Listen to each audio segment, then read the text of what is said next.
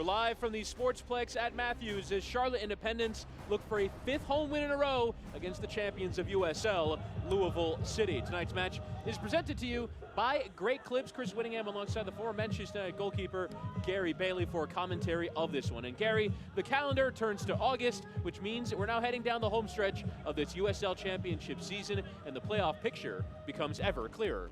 Yes, and for Louisville City, look at them in 8th position, the reigning champions, but their form is not good. 1 win in 8, including 5 losses, so they're heading down. For Charlotte, just outside the top 10, but 4 wins and 3 draws and only 1 loss under Mike Jeffries since he took back control, and they're heading up. So crucial game for both of these teams. And that is the playoff picture. Charlotte is 1 position below St. Louis, but level on points. As we now bring you some of the highlights from the last meeting between these two teams about a month ago at Slugger Field. And Charlotte would open the scoring through Dominic Oduro. Yeah, he scores goals for fun, doesn't he, the Ghanaian, tucking that one in. Mind you, he's only a yard out, so he should score that one. Tucks that away and puts the visitors in the lead, but Louisville were to come firing back here. Long ball in. Gets bumped around a little bit in defense, and it's Spencer who turns on it quickly and sticks it in the back of the net. Fox in the box taking advantage of the opportunity to salvage the point for Louisville City. As we now get to our players to watch, we just showed you score a goal against Louisville. Have to feature Dominic Oduro. Yeah, 6 goals and 22 for Charlotte. 33 years of age and a host of MLS teams that he's played, 8 in total, just to give you a few of them. San Jose Earthquakes, Montreal Impact, Toronto, Columbus Crew, etc., etc. Plenty of ability. And here he is finishing the opportunity from Enzo Martinez. Will be a player to watch tonight for Louisville City. Their top scorer as well on 7 for the year, matching his shirt number, Magnus Rasmussen. Yeah, he tucks him in as well. As you said, 7 goals. The Dane, not many recently. Only 1 goal in July. So early on in the season, looking really good. Now is a fantastic time for him to regain his form. Those are our players to watch this evening. Both teams in desperate need of points. Charlotte can go over the playoff line with a win. Louisville want to snap a 3-match winless run. Starting lineups, first half kickoff is next.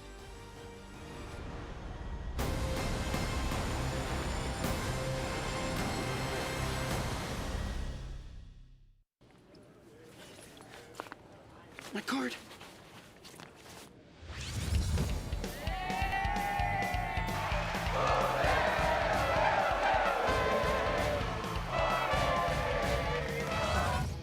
Misplace your debit card? Turn it off with your app. Excuse me, my card. This one's gotta be yours, right? Yes. And turn it on when you find it.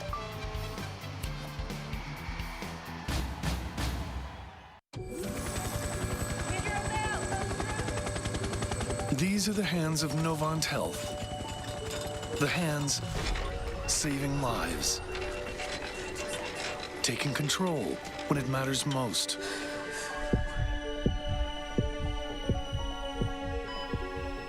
These are the hands advancing care. They're skillful, precise, and compassionate. It's gonna be okay from here. They're the hands giving you strength.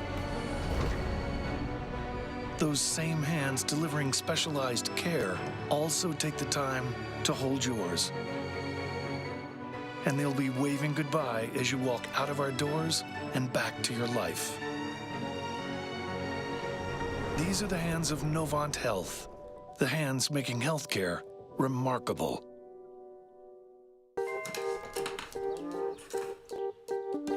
Thanks. It's like a smart thing. What's the weather? Sunny. Perfect chicken eating weather. How'd you get in here? It's time for chicken. What's the traffic like? Rerouting you to chicken. Okay. Hey, Calzo, order pizza. Ordering chicken. No, pizza. Chicken. Okay, chicken it is. Chick-fil-A nuggets make dinner delightful. Now that's smart. The procession coming out on to the field. Matchday referee Malik Badawi leading Charlotte Independence and the champions Louisville City out for a gorgeous night of soccer in North Carolina. Charlotte Independence have done very well at this ground, particularly under their returning manager, Mike Jeffries, as we show you his starting lineup. Three changes from the team that lost away from home against Birmingham Legion last time out. Yep, Brandon Miller's out. Young Curtis Anderson comes in. Looking forward to seeing this young man from Manchester City in goal. Stephen Tico in defense. Alex Martinez goes out and Mansali moves into midfield. And Nicky Jackson is up front for Jorge Herrera. And he'll partner alongside Enzo Martinez. Dominic Aduro, the other key figure, scorer of 6 goals. We featured him in the pre-match. Meanwhile, wholesale changes for John Hackworth's Louisville City in our starting lineups, brought to you by Dick's Sporting Goods. Yeah, more changes than those that remain. 6 in total, and 3 in defense. Paco Craig for Taylor Pay, Sean Touche for Alex Swahi, and Pat McMahon for Sean Francis. Then in midfield, Brian Ombie for George Davis IV.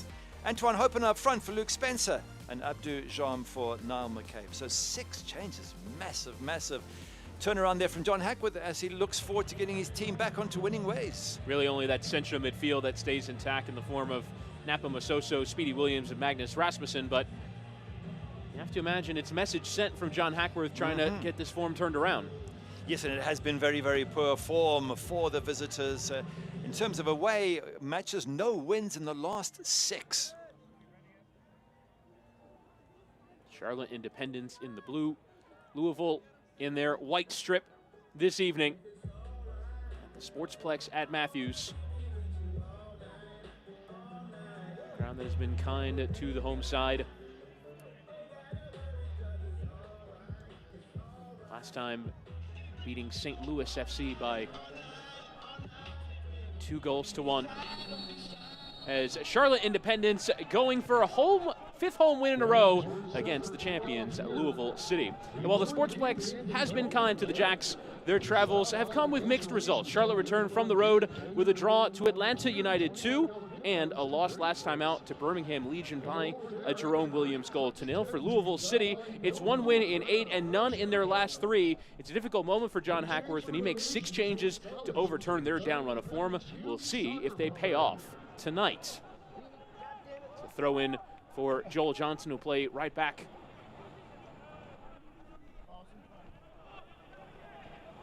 Interesting to see how this back 4 will deploy. It does look like Aaron Mond will move to left back with Hugh Roberts and Stephen Tico. Regular central defensive partnership combining again. Here is Mond on the ball. And Sally has been playing primarily as a left back, will get the move to the left side of midfield. Dominic Aduro will switch flanks.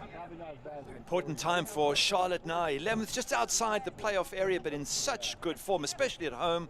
4 straight wins, but with Mike Jeffries coming back as manager, 4 wins and 3 draws. The last game a loss, but such a good run until then, and a good run which can be picked up again because the confidence is high. They're playing good possession football, Charlotte, and in fact it's Louisville City. The champions seem to have the problems at the moment. Their form very poor. One of the players will try and change it. Oscar Jimenez switching out to left back on the night. As Brian Ombie attempts to flick on. It doesn't come off for him, and back to Curtis Anderson in goal, the 18-year-old. In for Brandon Miller, who is not available for selection due to personal reasons. And Anderson, as I mentioned in the build-up, Gary, joining from Manchester City. He's in their academy and also a regular feature for the Under-17 World Cup winners England in 2017. And now getting a chance in goal here for Charlotte Independence, his 9th start of the year, which is what he was in search for, first-team football. And he's getting it here in Charlotte. Sounds like a fantastic talent. I mean, to be England's #1 goalkeeper for U17s and to go on and win the World Cup, you would think that he's got a great future, and look forward to seeing what he can bring to the Charlotte side in defense tonight. This 1-2 there as Joel Johnson carries on his way. Lovely touch there as well. Got the assist in the 1-1 draw against Louisville. Previous meeting between these two sides as he gives away the foul there. Just looking at Louisville City, and there's a poor touch there, and their confidence might be a little bit down at the moment. A 3-0 loss to Loudon last time out. Swahi sent off in the 30th minute, and they really struggled, and that's, if you look at their overall form, 1 win in the last 8, which includes 5 losses. So they're really on the downhill slide. And just chatting to John Hackworth during the week, and he's saying that something has to happen. It's, You know, it's not acceptable, and clearly what he's done is made 6 changes. And interesting for me as well that some pressure coming from the supporters of Louisville City. They've become accustomed to a standard. They've won the league title 2 years running, and now some of that pressure starting to arrive at the doorstep of the Louisville manager. In fact, up until about 8 games ago, they were still in fantastic form, and they lost to Cincinnati in the US Open Cup. And since that match, it's been a shocking form, and John Hack was saying he's never experienced that before. Most of the players have never experienced it before. They've all been so used to winning game after game that they're not quite sure how to deal with it. And he is looking for a response from his players here tonight. And here's Brian Ownby on this left-hand side trying to create that response. Can certainly create an opportunity as his service into the penalty area is easy work for Curtis Anderson. I'm not quite sure what he was trying to do there, whether he was trying to sort of thread it in and hope someone would read it and get on the end of it. But it seemed a little bit hit and hope into the danger area, which makes sense, but nobody reading his intentions. And again, that might just sum up where Louisville City are at the moment. The ideas not gelling, the players not sure of each other, the confidence not good. And it all ends up with them not having scored in the last 2 matches. Rolling in midfield by Masoso, but Abdou Jam left it behind. Afrim Taku onto it. Taku who will be 30 tomorrow.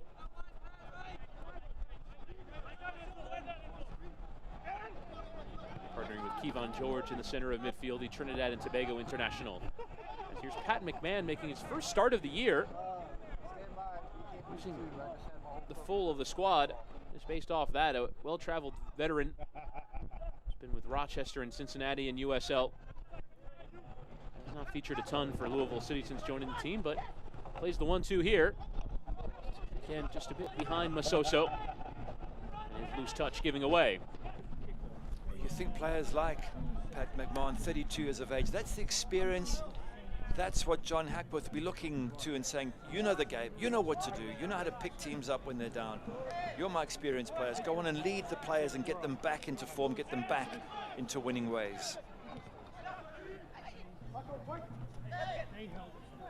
These 4 wins in a row for Charlotte really helping turning around their home form, which had been abysmal through the first 6 home matches of the year under Jim McGinnis, their previous manager.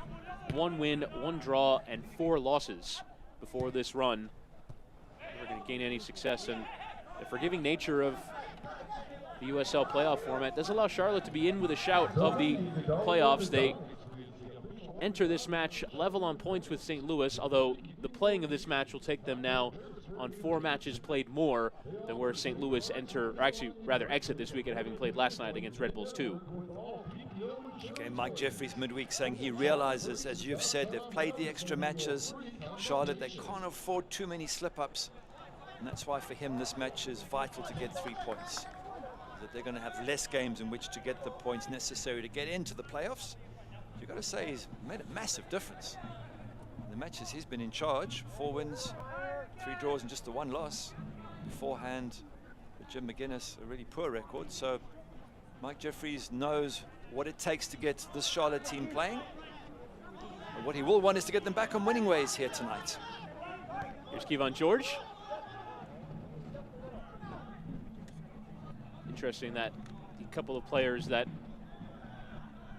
brought in from Celtic as a result of Jim McGinnis's background have since departed. It's a bit loose there, and one well by Rasmussen in the center of the park. Ownby now charging on through Masoso. Andrew Gutman, who came in on loan from Celtic after growing up in the Chicago Fire system, came to Charlotte on loan but has since departed and will go on loan to FC Cincinnati in Major League Soccer. As for another player coming in from Scotland, Mark Hill, he has returned after his loan from Celtic to the Scottish Premiership side. As Ownby can charge on, but it just allows Mike Jeffries to have the impact of his own team selection as Hopino will loft into the penalty area. Back post run arriving there. It could come still from Masoso. Sliding tackle is in from Taku. But one back by Louisville City and Rasmussen. Evan Speedy Williams spraying it out for Jimenez, who's Slide in Ombi, cut out by George, but still on there for Masoso, appeals for handball, but we play on. Jimenez again. Good chance there for Masoso. It opened up for him, but hits it straight into a defender. It was a little half chance, wasn't it? And those can end up in the back of the net through deflections and all sorts, so exciting moment for the visitors. As they continue to deliberately play the ball, Speedy Williams having an effort. Always sailing high and wide, never troubling Curtis Anderson. So the man born in Lesotho in southern Africa, just pounced on that ball, had a shot, was hoping to get it through a forest of legs, didn't quite work out, but that's what Louisville City need, more shots around the box, more efforts on goals, just to try and turn around their dismal form in front of goals. They haven't scored in 2 matches, 180 minutes. Of course, young Curtis Anderson will be hoping to make that 270 minutes without scoring. Why not a second clean sheet of the year? His 9th start. And Masoso,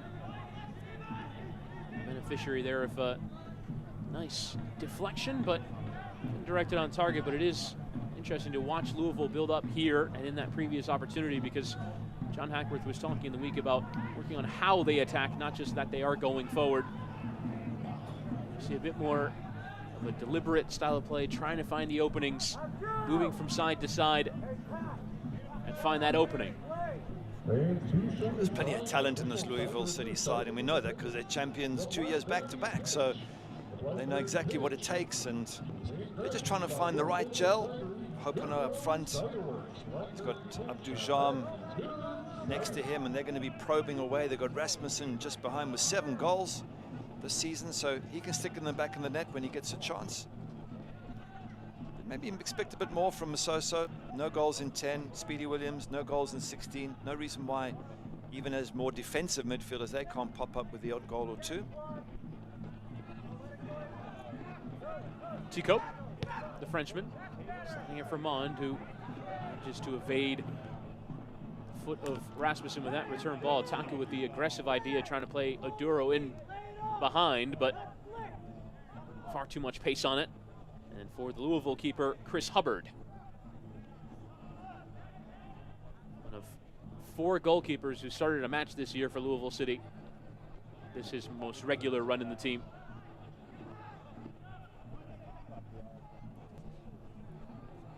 Five goalkeepers in total have been in the matchday squad for Louisville, one of the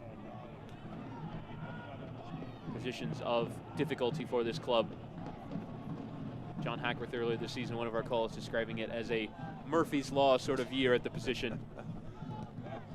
As it's Tico whacking it into Rasmussen, and Hugh Roberts can settle it with the keeper again.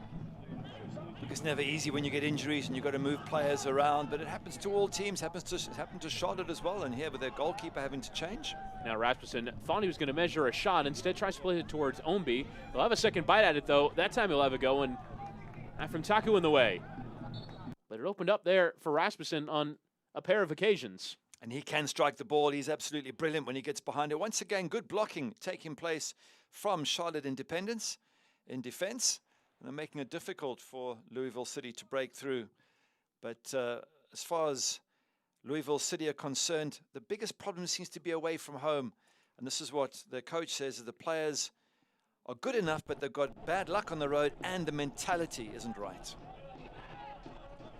We apologize for the technical difficulties we're experiencing from the transmission. Back to live scenes from Sportsplex at Matthews.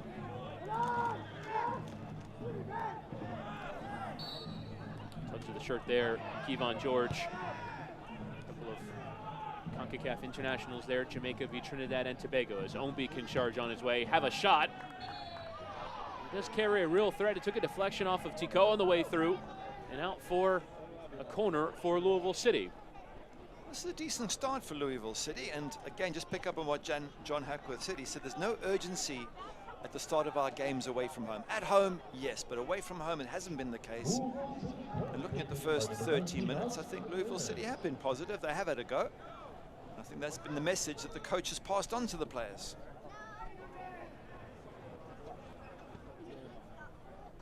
And now Oscar Jimenez to send in the corner.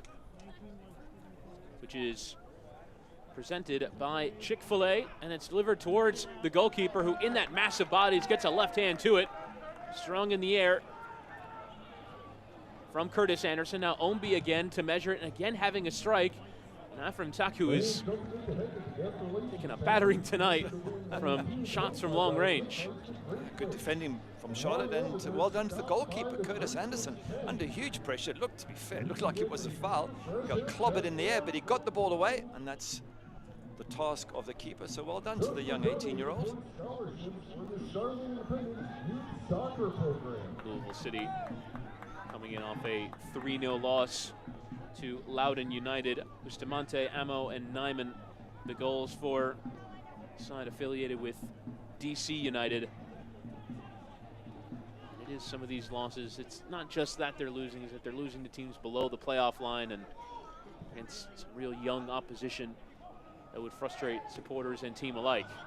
Well, Loudoun were third bottom, so you wouldn't expect to lose to them and to be beat 3-0. Yes, he got sent off, but sometimes we see teams cope with being down to 10 men. They work harder, they manage the situation. Clearly Louisville weren't able to manage it, and that, given how successful they've been in the past, must be very frustrating to John Hackworth and to all their fans. But from a Charlotte point of view, it means they come to Charlotte's home ground a little bit vulnerable, a little bit low on confidence, and if you're a Charlotte fan or you're Mike Jeffries, you'd be saying, well, hang on a sec, guys, this could and maybe should be 3 points. Awkward there for Jem. Jeffries told us on our call this week that Louisville, no matter their form, is never an easy match. And the history between these two clubs would certainly suggest that. Louisville leading the all-time series, 6 wins, 2 draws, and 2 losses. Winning 6 of the first 9 meetings between these two.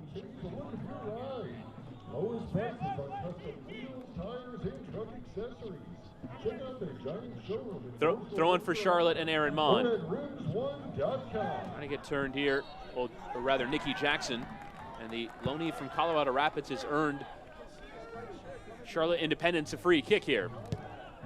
Gotta say, I think they missed Nikki Jackson last match out. Jorge Herrera playing up front. And I think Nikki Jackson's a much more natural striker, causes problems, opens up opportunities for Charlotte.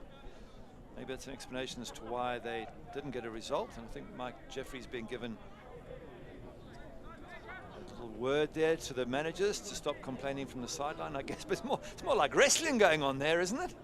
Yeah. Both of them. Interesting that it was McMahon who was whistle for the foul, but that is a handful of jersey, and John Hackworth is making that exact case to the 4th official and the referee as Mansally fakes the step. It's Enzo Martinez to deliver. Will come here for Tico. Hits it straight into a defender.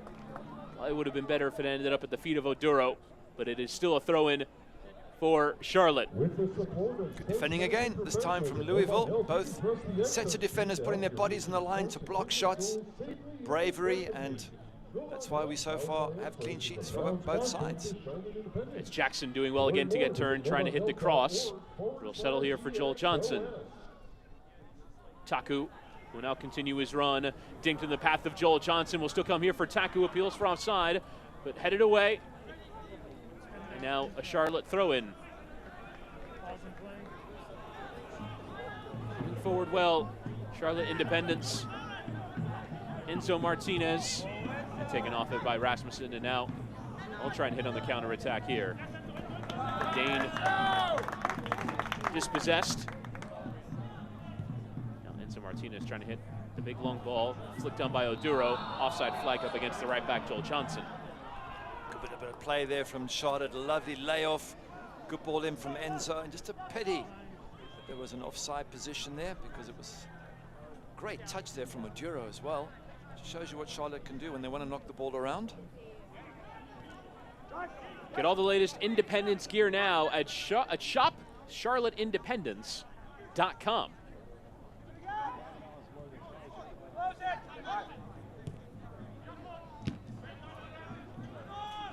Mond putting a boot in. Dorchester, Mass native. Hit long by Paco Craig for Jimenez. Both teams having spells of possession create problems in attack is now Ombi turning on it. And again, Taku in the way. He's been tremendous in the center of midfield and plays it off of Masoso for the throw-in. That's one thing Mike Jeffries has tried to get back into this Charlotte Independent side, is that ability to play the ball, get on the ball, try and dominate the match, own the game, control the pace of the game. It's also a style that Louisville City seem to enjoy as well. So two good footballing teams trying to dominate each other. So far, difficult to separate them. Nice touch there from Joel Johnson on the touchline. Charlotte to build up. Mentioned Charlotte's place in the playoff positions, trying to catch St. Louis FC, but St. Louis still with a massive number of games in hand. For Louisville City, this drop in form is taking them out. That play in round bye positions. You want to be in the top 6 to avoid that 7v10, 8v9. First round of the postseason. Louisville right now in 8th, but they're 3 points off Ottawa in 6th. Still getting to those places, but need to turn around in form. Final 13 matches of the year. Now Joel Johnson on this right-hand side. Send the lofted cross in, no one there on the back post. And Sally can still get there, and he'll at least take the throw in. I think you described it well. It's a lofted cross. You've got to whip those in. If it's lofted, it's always easier for the defenders to get ahead on it. When you whip it in, maybe put it between defense and goalkeeper, that's when you cause problems. Now Enzo going to try and hit it outside of the boot. Hit it with some pace, but never troubling Chris Hubbard. He scored in recent weeks, as has his brother, with an awesome goal. Golasso, wasn't it, about a month ago? Absolutely brilliant strike, a little chip from just inside the box. Against Pittsburgh. I think there's always danger when Enzo's around.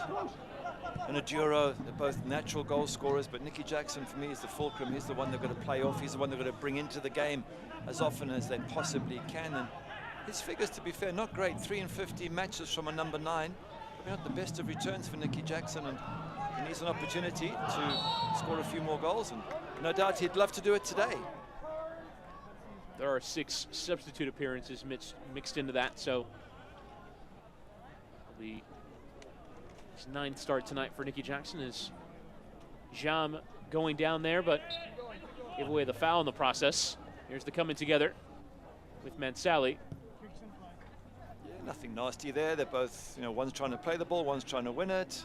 Nothing over the top, and just a little coming together of bodies. All part of the game.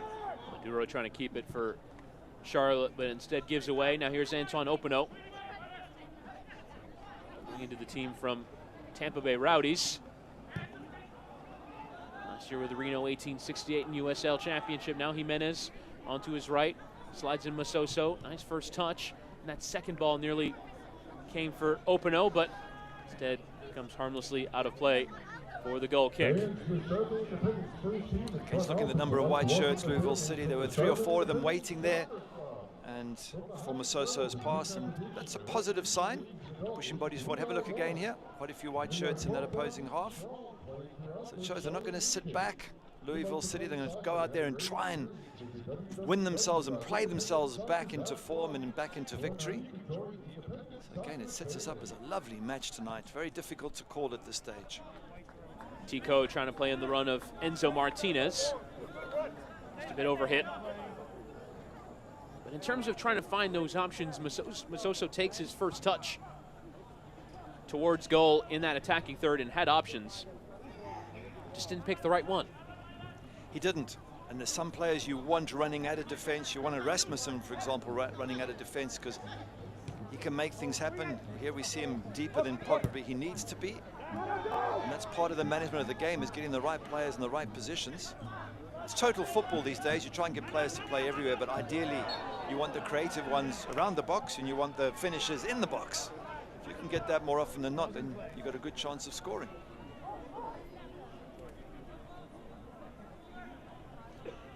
Hugh Roberts. A year ago with Pittsburgh Riverhounds. Now partnering with Tico as Aduro went down trying to continue his run. taken out by Oscar Jimenez, and now referee Malik Badawi wants a word. The normal innocent pleading from the player involved. Who, me, ref? No, couldn't be. But set pieces, I'm a great believer that set pieces are always a good way to sort of break the deadlock. In this case, they're going to play it short, but you know, sometimes just whip one into the box and see what happens and get a big man on the end of it. Nothing wrong with taking the lead from a set piece. They choose not to here, Charlotte. They will play through their central midfielders, Taku and George. Here's the Albanian Taku, who tries to slide it out towards Mond on that left-hand side, but a bit behind him.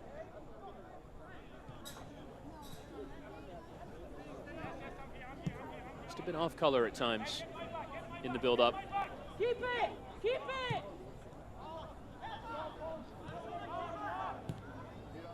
Speedy Williams.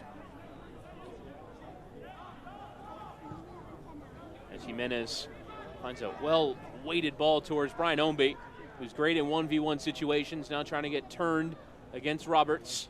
Digs out that left-footed cross, but catching practice for Anderson. He does well, Ownby, doesn't he? But in the end, the cross just not quite good enough, too close to the keeper.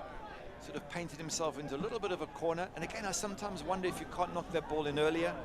The longer you take, the more defenders get into position. Sometimes it's a nice early ball into the box. Stick it between the defense and the goalkeeper and let your attackers fight it out and see if they can get on the end of it.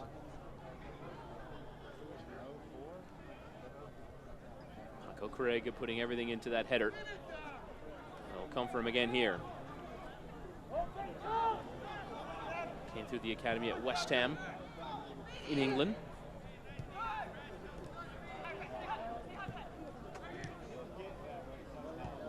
First team All-USL a year ago. With the club since 2016.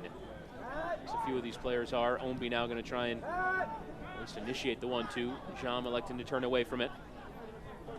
Now Rasmussen. Creative engine in the center of the park along with a goal-scoring one. On it again. Now Ownby again can turn into space, sliding in the run. A chance on here for Louisville City. Here's Openo in the penalty area. Took a deflection off of Roberts on the way through, and it will be a corner. Good move by Louisville City. Nice play in midfield. Ownby, some nice touches. Rasmussen as well. Both creative players, both looking to get that breakthrough, and in the end, it's a deflection. Have a look again. A good Rasmussen, his head up. Ownby, head up, and then the effort just laid off, and it's going to come off a foot. That can go anywhere, and eventually goes for a corner. I saw you sort of dangerously bend away. That looked dangerous as the Chick-fil-A corner gets whipped in. Charlotte, well, convincingly cleared away, and can Enzo get on the counter, can slide in Dominic Oduro. Now they're away, 3v2 in the attack. Oduro trying to play it for Jackson, but that wasn't the right ball. Might have done better to just keep on his way. And a let off there for Louisville City. Certainly was. Mansali was in the box there as well as Nicky Jackson. Just a decent ball from Oduro, and he could have put one of those two in, and it was just cut out. So credit to Louisville for getting back. Just doing keep the going. defensive. Keep going in your run. And yeah, commit one of the defenders and then try and play it. So, and again, of all the players, Oduro is the one with the knowledge, the ability, the 33 years of age, all the experience. You would have known that counter-attack 3 against 2 at one stage there in favor of Charlotte. You've got to try and do better there. At least get a shot on target. Didn't happen. It's a good opportunity gone begging for Charlotte. Shantosh, one of the 3 players changed in the back 4. Here's another in Pat McMahon. First time cross comes through the area. It's well peeled back, but no one making the corresponding run. Throw in for Louisville as the appeals for a foul continue. Well picked out though by McMahon. Yeah, just gingerly getting back to his feet there, Taku. Not very happy with the tackle, but back into his defensive position as Louisville attack here. Rasmussen digging out the ball towards Ownby, but well tracked by Johnson. Now Jam. 40 minutes, could still fall for Ownby. Now Rasmussen to dig it out. And it's straight at Curtis Anderson. Well struck by Magnus Rasmussen. With the 18-year-old Englishman having it covered. Yeah, it's a decent shot. I think he was slightly off balance, Rasmussen. It was sort of just behind him, and he couldn't get too much strength in it. And Curtis Anderson doing what he needed to do. Decent save from the goalkeeper.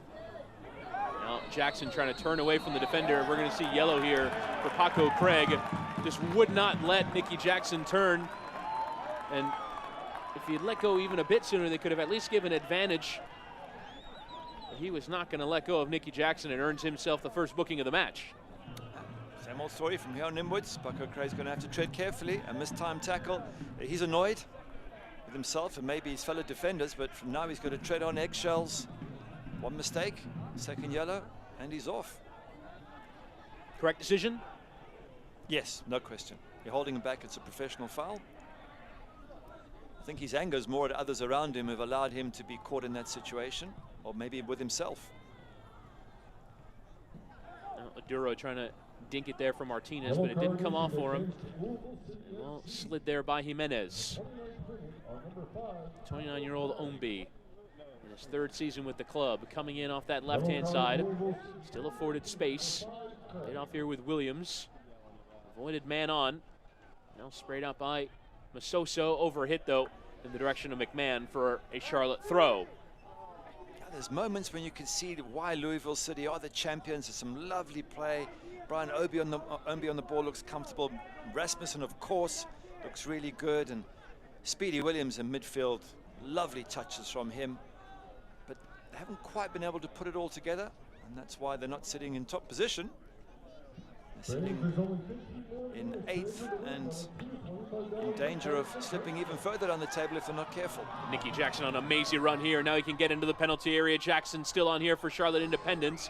That touch is just a bit too heavy and whacked away by Tosh. Now Joel Johnson on the second wave for Charlotte. Enzo Martinez. Mansally making the run. It's Enzo Martinez. Hubbard sprawling to his right, eventually making the save, but Charlotte with a couple of decent attacks there. They were. The first one from Nicky Jackson, I thought he was through, and in fact he seemed to use his body well the first time and then lent too much into the tackle second time and lost the advantage. And then Enzo with a decent strike. Hubbard body behind it. Not too much trouble, but again, both sets of attack are creating opportunities and both sets of defenders have so far managed to nullify them. A decent effort for both teams. Poor ball there from Craig.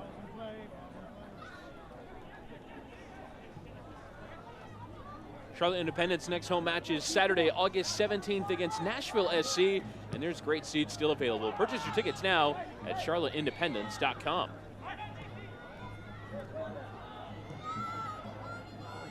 Aduro.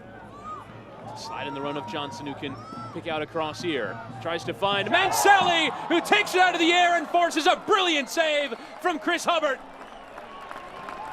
Great save from the goalkeeper, wonderful, but what a strike from Mansally. Right up in the air at a very, very difficult angle, gets it on target, must have thought it was going in the back of the net. And the keeper comes out with a fantastic save. Decent ball in here. Have a look at it, whipped across, and there's a bit of skill. Side foot, that's a fantastic save from Hubbard. Would have been one of the goals of the week. Instead, it's probably save of the week there from Chris Hubbard. My word. As the delivery came in towards George on the back post. Couldn't quite settle it down and out for a Louisville throw. And remarkable, Mansally's a left-footed player and takes it out of the air with his right sensationally. Brilliant, brilliant strike. And look, it's a nice height for a goalkeeper, but still it's quick reflexes from Chris Hubbard and a good stretch, and he's still got to push it away from danger. So yeah, as you say, every chance of that being save of the weekend, save of the month. And certainly a fantastic strike from Mansally. And once again, the defenders on top, but at least we're getting opportunities in the box from both teams. Now here's Jam charging forward for Louisville City.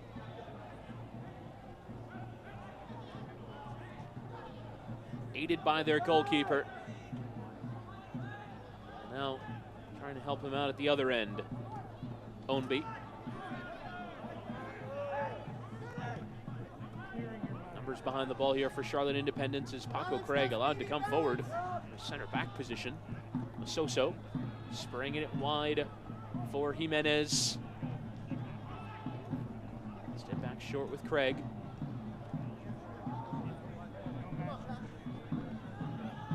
Worked here by Louisville City, but it's McMahon around Mansally.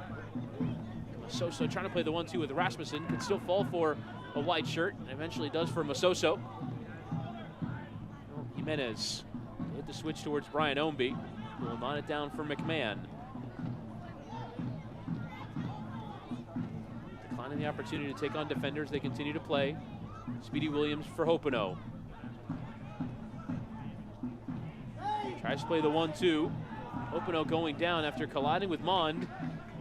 It is all for naught. And it's a goal kick here for Charlotte.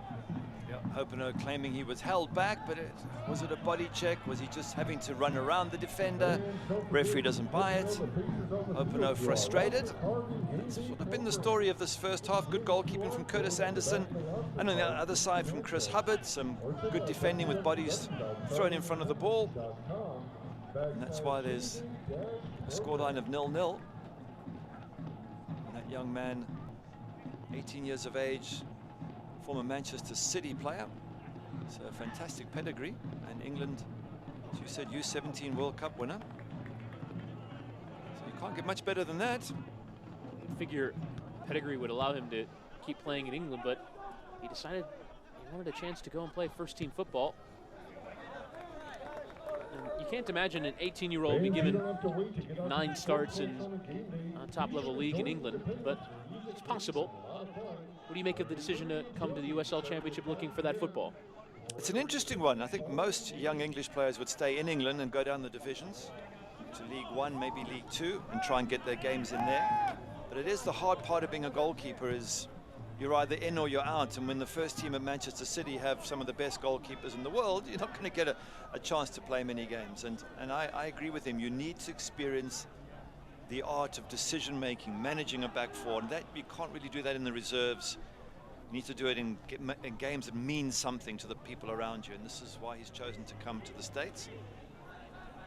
He just likes a change of scenery. Why not? Different experience, different culture. Obviously, USL has done wonders for the development of players from all over CONCACAF, but you wonder if European players will spot it as an opportunity. Come play as a young man, and this as well for some USL clubs to make money on players. But it just shows you how the soccer has grown in the US and how highly it's thought of. As Opino tries to hit the cross, but well over hit. And now Oduro will have to keep it in play. Why is it a commentator's curse when you pay USL a compliment? They put a cross in that's miles off. But it is. I mean, soccer in the States is really going. It's improving literally year on year. And I think teams in Europe are looking at this and saying, this is a great place to send our kids to develop.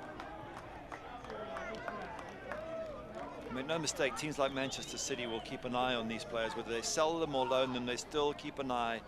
Because you never know. Sometimes you let a player go. It happened at Manchester United many years ago with a player called David Platt, who went on to captain England in the mid-80s in the World Cup in 1990. We let him go when I was still there, thinking he wasn't good enough, and he was just a late developer. So you need to stay in touch with your ex-young players just to see if they do suddenly find a bit of extra form and ability. Especially as the years where a player gets dismissed get younger and younger, where if you're not cracking a first team by 21, you're thought of as, well, it's too late now, you're gone. That development can still occur.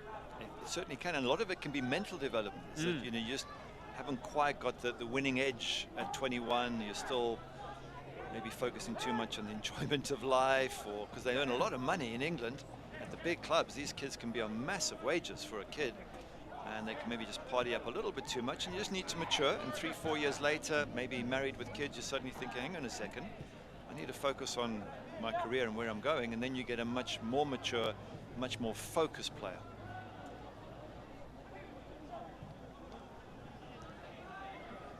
Stephen Tico. Signs of that opportunity is going forward. Now Nicky Jackson turning into space, and will poke the ball through towards Joel Johnson again to slide in the crosses towards Jackson again! Deflection on the way through, and Enzo Martinez nearly profiting on the back post. Couldn't direct his effort on target. Another little half chance there for Charlotte, maybe even more than a half chance. Good ball in from Joel Johnson.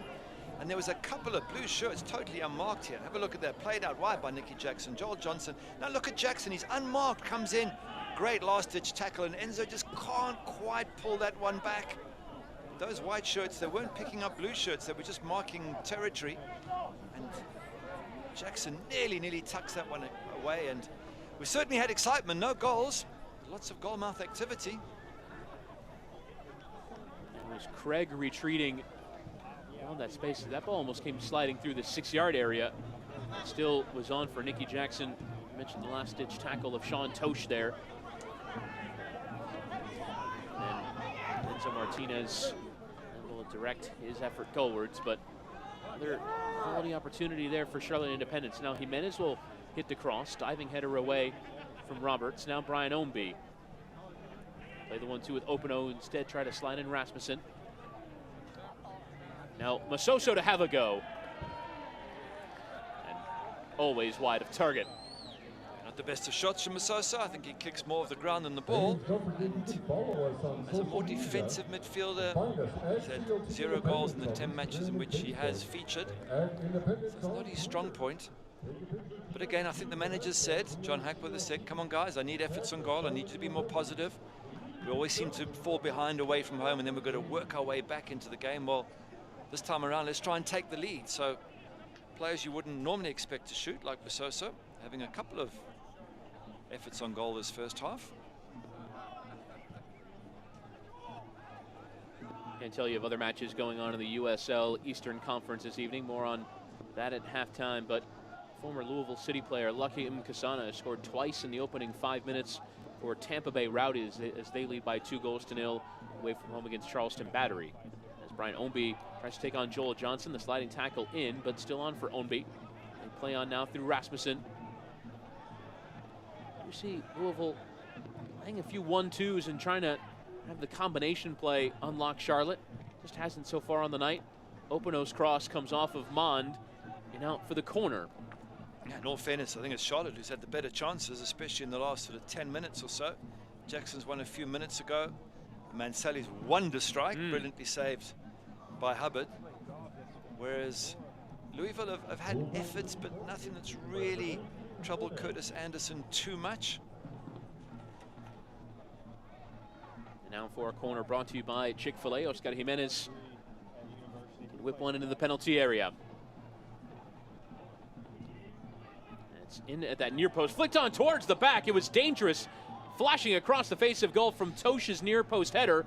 McMahon among those in there, and it somehow has harmlessly gone out of play. It's a great flick on at the near post here, and it's one of the home defenders, Hugh Roberts, who gets the crucial touch. There were 2 white shirts behind him, ready to stick that in the back of the net, and Roberts just gets enough of his huge frame on the ball, of his head, to deflect it away from danger. But that was an excellent corner and a great near post flick on. Very particular art that, but Tosh very well to create the danger. The glancing header. As you said, Gary, it is 0-0, but sometimes 0-0s can be entertaining and have chances and drama, and we've had that so far in the opening 42 minutes. Yeah, we certainly have. On a different day, it could be a couple of goals in this match. Certainly for Charlotte. Once again, credit to the goalkeeper Chris Hubbard for a wonderful save from Mansali. I reckon there's goals still to come in this game. They're 2 teams that are looking to get a result. Certainly, I don't think a draw is ideal for either of them. They both need to move up that table, so they're both going to be pushing right to the end. Joel Johnson will play it in towards Martinez. Could still settle for a blue shirt. Martinez on that byline, a couple of tricks, and eventually off of Craig for the corner. Brought to you by Chick-fil-A. Decent corner into the box. Got the big centre halves in there. We've already seen what a flick on at the near post can do with Sean Tosh. Now it'll be Charlotte's chance to see if they can get that flick on, if they can get that chance in front of goal from a set-piece corner. And it will be Mansali over the corner on the far side. Brought to you by Chick-fil-A. Is with height towards that back post, won by Craig. Taku laying it back all the way to halfway with Joel Johnson.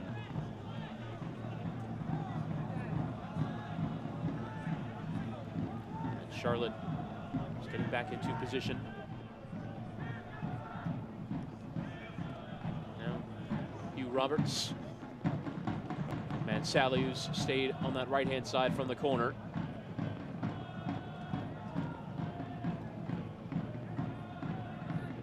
Charlotte with a bit of deliberate build-up play here. Remains scoreless at the Sportsplex at Matthews. Mond. Gonna dig it out towards Nikki Jackson, but the white shirt's always the favorite to get there first. Masoso charging forward. Ombi is making the run. He's still making the run. Not spotted by either Masoso or Speedy Williams. Now Rasmussen in a pocket of space for Openo. Trying to slide in Rasmussen, but not the right angle on the ball. And Rasmussen just caught a bit flat-footed there. I think he was expecting something else from Openo. There may be a little bended ball coming in towards him. I don't think he fancies having to keep chasing the ball. He's such a good touch player, Rasmussen, and I think he wants it into feet all the time, rather into space.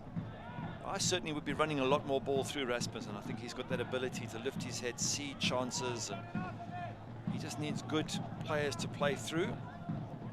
But it's him on the outskirts, it's Ombi trying to be creative. Openo sometimes drops deep, it doesn't leave much up front. I think Jam is the only one who really looks like he's going to get on the end of a pass. As we will have no first half stoppage time, and we come to halftime. This match still scoreless. Abdoulaye Mansally with the best chance of the first half for Charlotte Independence and forcing a worldie of a save from Chris Hubbard. And that is how somehow we remain scoreless at the break. Magnus Rasmussen with a few opportunities coming forward for Louisville City, but not created that clear-cut opportunity just yet. And that's how, at the break, we remain scoreless. Your score at the break, Charlotte Independence 0, Louisville City 0.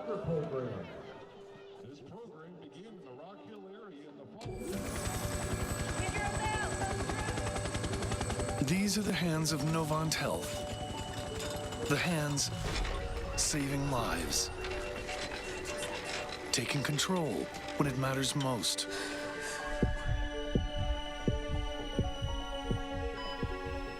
These are the hands advancing care.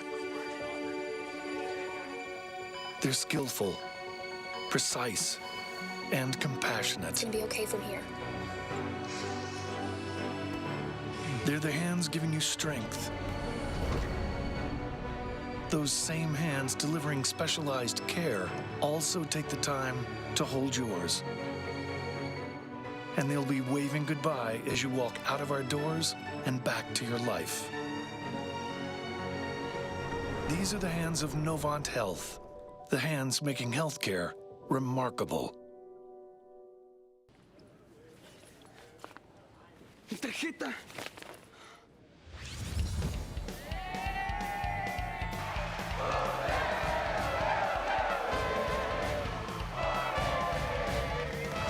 ¿No encuentras tu tarjeta de débito? Desactívala con tu app. Disculpa, estoy buscando mi tarjeta. Esta es la tuya, ¿cierto? Sí. Y cuando la encuentres, vuélvela a activar.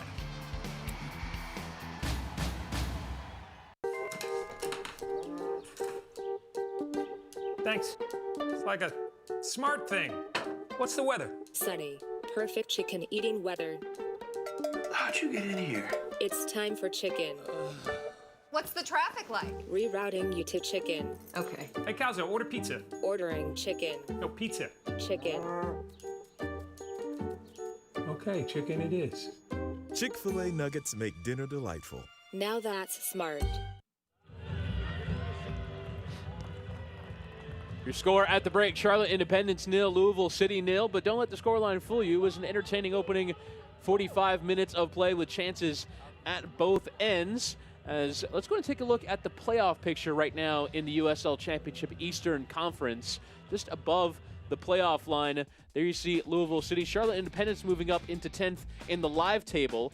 With a draw, they would go above St. Louis into 10th, and Louisville would stay in 8th. But these are teams that are looking to climb up, certainly for Charlotte to get into the playoffs, Louisville to avoid that opening round. Yeah, but looking for Charlotte, 23 games would have been played in the live table. Charleston only 19, and some of the teams below Charlotte with plenty of games in hand, like St. Louis. So for Charlotte, they need to get themselves way up into 7th and 6th position in the next few weeks if they're to start to feel safe about their playoff opportunities.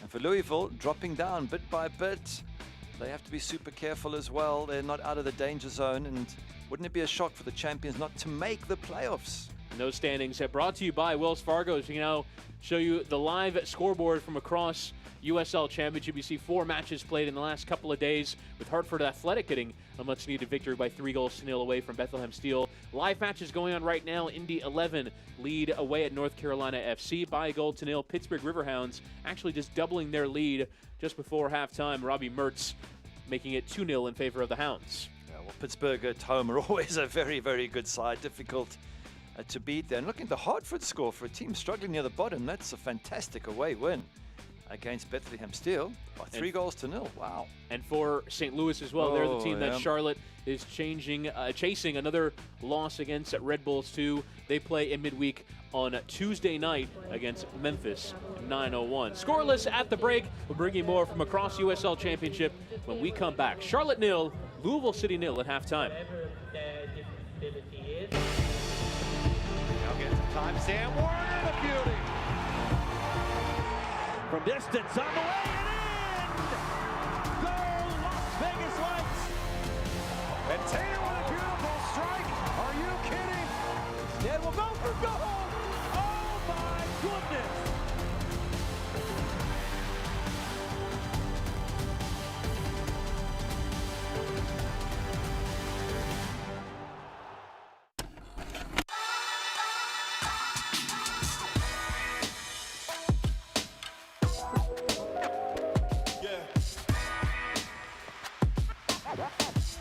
Gents, hey, keep moving forward here. I feel like we're close, but it's all about the process. Make sure you're doing the little things right. It's part of the community. I think it's not a mistake that you drive anywhere in the city and you'll see the red Kickers K. I was certainly honored to play for the club and understand it's just a part of the city. We're the longest continuously run professional soccer team in the country, which is pretty cool. We had Charleston Battery beat by one day. We played on a Friday night. In '93, they played on a Saturday. We take great pride in that. There's a really good structure in place, and there has been a really good structure in place for a long time now, even from when I was back here as a youth player. The coaching staff, the culture, the way things are done at the Kickers is at the highest level. Everyone's committed, everyone's 100% in. We have a really strong locker room, and everybody really wants to do well for the club, and they believe in me and believe in the club and respect the history that we have as a club. So it's been a lot of fun so far, just kind of getting this group together.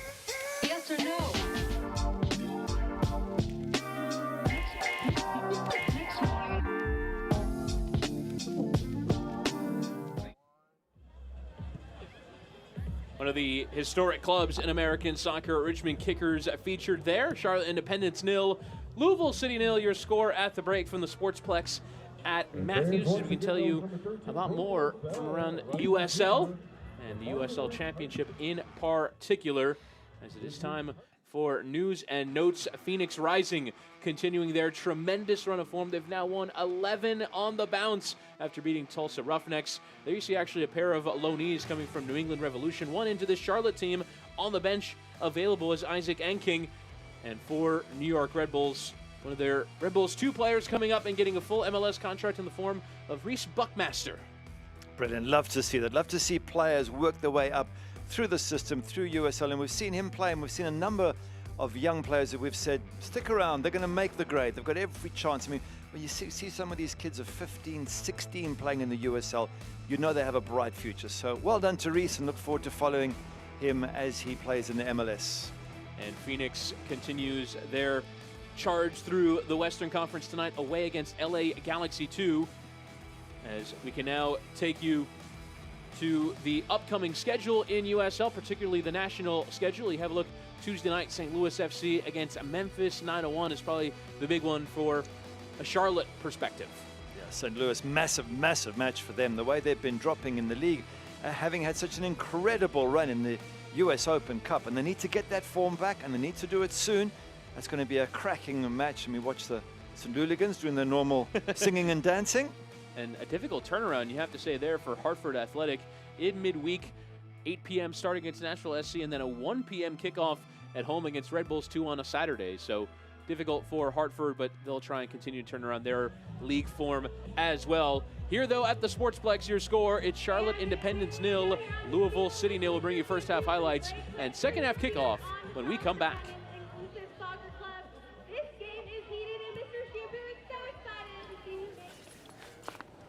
My card.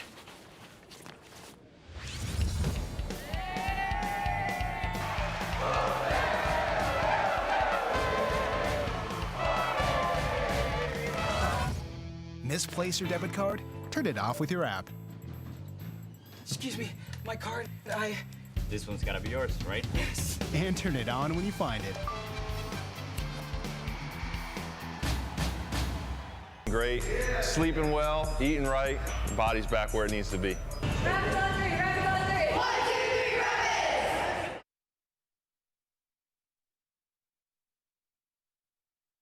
3. 1, 2, 3, rapids! Thanks. It's like a smart thing. What's the weather? Sunny. Perfect chicken eating weather. How'd you get in here? It's time for chicken. What's the traffic like? Rerouting you to chicken. Okay. Hey, Calzo, order pizza. Ordering chicken. No, pizza. Chicken. Okay, chicken it is. Chick-fil-A nuggets make dinner delightful. Now that's smart. Charlotte 0, Louisville 0 at the break. So the halftime entertainment continuing as some area kids enjoying a run out on the same pitch as the senior Charlotte Independence players. We can now bring you our first half highlights and the chances from this one in the opening 45 minutes. Chris Whittingham, Garrett Bailey here for commentary of this one. And it'll be Louisville who will get the chances going. Magnus Rasmussen has sort of been at the center of it all. And we'll slide in Omby here. A nice ball as well for Speedy Williams. Getting to play in the penalty area and eventually Hopeno's effort. Really taking a decent bounce towards goal instead out for the corner. Lots of probing going on from Louisville City around the edge of the box. That man, Rasmussen, trying to get the ball through. And nothing really, I mean, to be fair, good defending, bodies blocking it. There you go. They're winning the ball again. And Rasmussen just digs it out, but can't get it past Curtis Anderson, who's dealt with everything very comfortably in the first half. And comfortably keeping his clean sheet. As here's Enzo Martinez, who would test Chris Hubbard a couple of times. That time well saved. Here would be the best created opportunity of this first half. Joel Johnson with the cross for Abdoulaye Mansali, and what a save this is. It's a brilliant save. Mansali doing so well to get on the end of that. Directed what looked like it was past the keeper, beautifully angled. Keeper stretches it and manages to get it around the post. Absolutely magnificent save. And more defensive work as Nicky Jackson finds a good ball. Joel Johnson again with the low cross. This time Jackson with Tosh in the way, and Martinez unable to direct that second effort on target. Good save, good tackling, no goals. And Martinez, the captain, trying to direct that effort on target here. The possession figures, and you mentioned that probing, and that's why the possession favors the visitors on the day. Yeah, they're both good sort of control teams. They like to keep the ball, so they're both battling to dominate the match. Shots 8 for Louisville City. Don't think they've been as sharp around the box, which is why only 1 on target. The 2 that Charlotte have had have forced fantastic saves from Hubbard. And I think they look more likely to break through Charlotte. They'll feel that they had the better of the chances, and certainly feel that they are more likely to break through if they keep it going in the second half. But let's hope for goals. This match certainly deserves it. And Louisville actually on top of their possession figures, completing 89% of their passes, which is a very high figure. And for Louisville, just need to turn some of that probing into unlocking the defense, and that ultimately is where quality shows, is do you have the ability to, because they were trying a few 1-2s and the things you would do on the edge of the penalty area, but it's just that ball that unlocks the defense, and it's got to be a player like Rasmussen or Ownby that finds it. Yeah, Rasmussen in particular has that ability around the box, but there's no sort of out-and-out striker. Even Hopino sort of is more of an edge-of-the-box sort of player. So let's see if maybe Jam can get the breakthrough for Louisville City.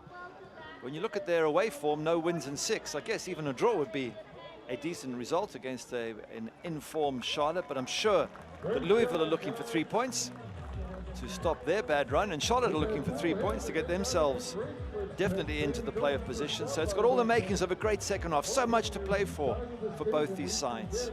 One player that Louisville City can't turn to for creativity is Niall McCabe, not even available for selection tonight. He's a key figure in this side, had 6 goals and 6 assists a year ago, but not even available for selection for tonight. We did not receive any reason why, but the attacking options on the bench, Suni Johnny, George Davis IV, Luke Spencer, could be the ones that John Hackworth turned to. As for Charlotte Independence, actually more than a few. We mentioned in halftime Isaac Anking on loan from New England Revolution, Valentin Sabella. Players made some substitute appearances, and Jorge Herrera, the club legend, another that could come off the bench and turn this game around. Oh, Herrera, what a good player he is, and maybe the legs can't give him 90 minutes. I'm sure they can give him 30 or 40. And for Louisville City, Luke Spencer, good target man. I think that's what they miss. They miss that sort of big number 9, that big target man they can play off, and I think we might get a chance to see him at some stage in this match. And that fulcrum in the center of the attack, especially if they're going to play those 1-2s. Playing them through Luke Spencer is not a bad idea. It will be Louisville City who will get us started in this second half, wearing their whites. And Charlotte Independence in the all blues. We are underway here in the second half. Charlotte Independence and Louisville City trying to turn their chances created in the first half into some goals. Send the spectators here at the Sportsplex away with some entertainment.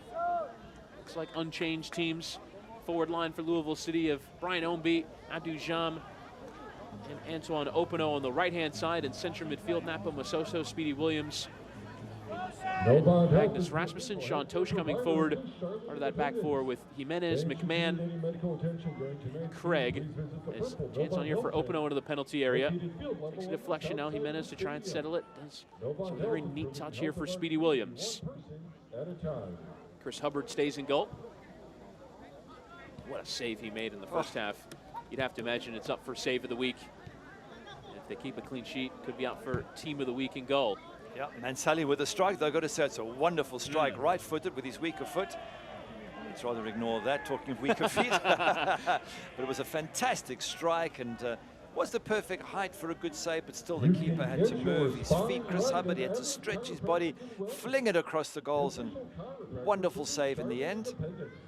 I'm sure the fans and many of the viewers would like to see a goal, just to sort of add a bit more spice to this game. It's been exciting, but a goal always adds an extra dimension as the other team then have to fight back. Looks like Dominic Oduro and Abdoulaye Mansali have changed flanks here in this second half. Mansali now on this right-hand side as Speedy Williams slides it in for Napo Masoso, trying to slide in. Opino in behind and does so successfully. The cross is dinked towards Ownby, cut out by Hugh Roberts. And McMahon, in trying to win it back, goes aggressively through Oduro, and he's going to receive a booking. A second Louisville defender with a yellow card from Malik Badawi. Only deserved there for Pat McMahon. You've got to be careful how you tackle the ball there. You could see Oduro was going to clear it. As a defender, you can't straight leg, you can't do any blocking motion of any sort. Let's have a look. Yeah, you see the moment you put your foot up, your boot up, and your studs up, when someone's trying to clear the ball, that's clearly dangerous. You can break a leg because you're putting a lot of force into getting that ball out of your area and up the pitch. So Oduro's feeling it, but fortunately for Charlotte, seems to be okay. And you're right, 2 defenders for Louisville City on yellows. 2 of them are going to have to tread very carefully in this second half. Nicky Jackson laying off here for Dominic Oduro as they continue to interchange now. Jackson around multiple defenders. Slid in Taku there instead. Retreats with Joel Johnson. Taku. Now the left-footed cross towards Jackson. Couldn't get clean purchase on it. Now Johnson trying to come through the penalty area. Still on for Taku, who at least dinks it towards Jackson, whose shot is deflected again by Tosh. Louisville again escaping the opportunities created by Charlotte Independence. Ombi to hit on the counter-attack. Left-footed ball will come here for Abdou Jam. Will turn into the penalty area. Assessing his options with Masoso.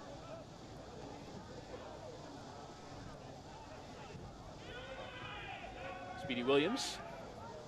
Counter-attack just rather dying out there. Still Ombi. And Jimenez first time cross low through. And Anderson having it covered. A good play around the edge of the box, Louisville City, but they just lacked that incisive moment there. The ball knocked in is a little bit too easy for the keeper to gather. And Ombi there knocking it out wide, the ball coming in. Yeah, there was no runner at the near post, so it becomes an easy ball for the goalkeeper.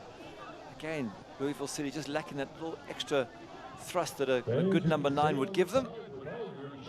We certainly have two teams looking for a win. There's nobody sitting back saying we'll take the draw at all. Louisville City away from home. They realize that they need 3 points. 1 point's probably not going to be enough. Certainly won't keep their manager happy, John Hackworth. All the pressure he's been under with the press, and as you said earlier, everyone comparing to last year and being champions, and the fans expect.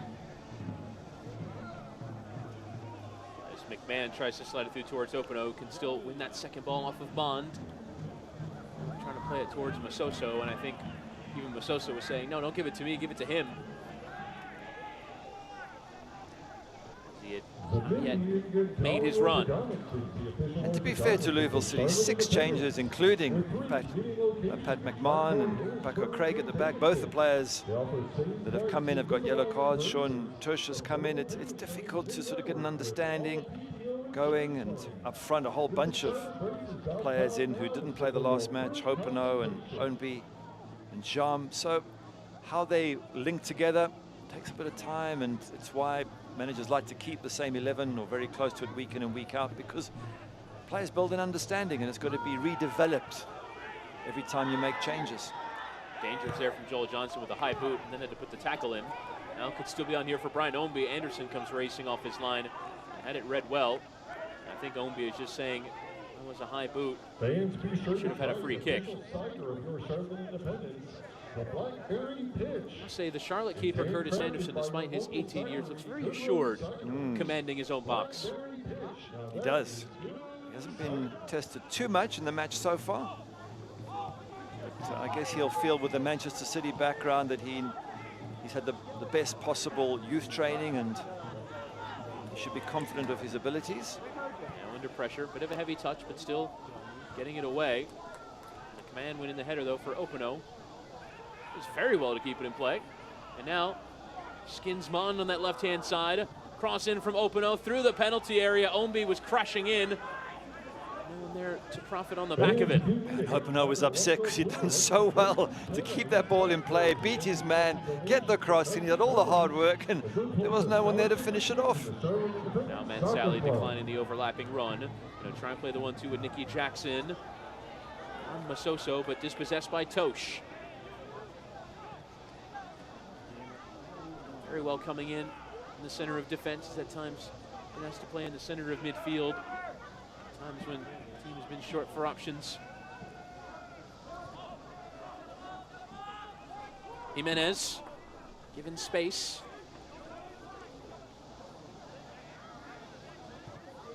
The Dane Rasmussen on 7 goals in the championship this year. Openo. Can this cross be met with better runs? Poor cross that time. Kevon George cutting it out, but still on there for Abdou Jam. Finally, Tico, the Frenchman, away. Captain France, the under-17 side 15 years ago at the 2004 European under-17 championships. Wow. Mind you, there's been so many great players come to the French system. You're not guaranteed of making it. You've got to compete with all the wonderful players France produces every single generation. For Louisville City, Rasmussen, just looking at his figures, 7 goals. He's got, I think you add the entire team together, they don't reach 7. So if you have a natural goal scorer or someone who can tuck them away, I'd want to push him a little bit higher up in the pitch. If you look at him there, he's sitting in the middle. He's a midfielder. I tend to want him just behind Hopeno or alongside Hopeno and say, come on, you can score goals. Get in the edge of the box. We'll get the ball to you. We'll get Ombi to supply you with the ball. We need you to finish it off. Taku giving away there. Bit heavy. Now Masoso. It's a fairly blatant free kick given away there. Masoso didn't look like he was inclined to accept the truce from Enzo, but it is a free kick, and we'll now have a change as Domenico Duro is trotting off, and it will be Alex Martinez, Enzo's brother, who will come on. He's featured regularly as a wide man. Interesting that it's Oduro that makes way. I wonder if that's anything to do with the knock he took a few minutes ago. It was a hard tackle, and he seemed to limp away afterwards because Duro is a natural goal scorer. 6 goals this season. You probably want to keep him on if you could. Having said that, Alex Martinez is a really good player, and he scored a couple of vital goals for Charlotte, so no reason why he can't go on to hit the back of the net. Over 100 USL appearances for Charlotte Independence. On 5 assists for the year as the ball is flicked on into the path of Enzo Martinez. Chance could be on here for the hosts. Martinez into the penalty area. 1v1 there with Speedy Williams. Martinez going down. The referee was never going to give a penalty, and a goal kick for Louisville. And to be fair to Enzo, he didn't appeal for a penalty. He went down, realized that he hadn't been fouled, and just gets himself up, dusts himself off. So at least he's making runs into the box, causing problems. Once again, good defense from Louisville. That's what we've seen tonight from both sides. Good goalkeeping, good defending. And no breakthrough as yet, no goals to talk of. McMahon.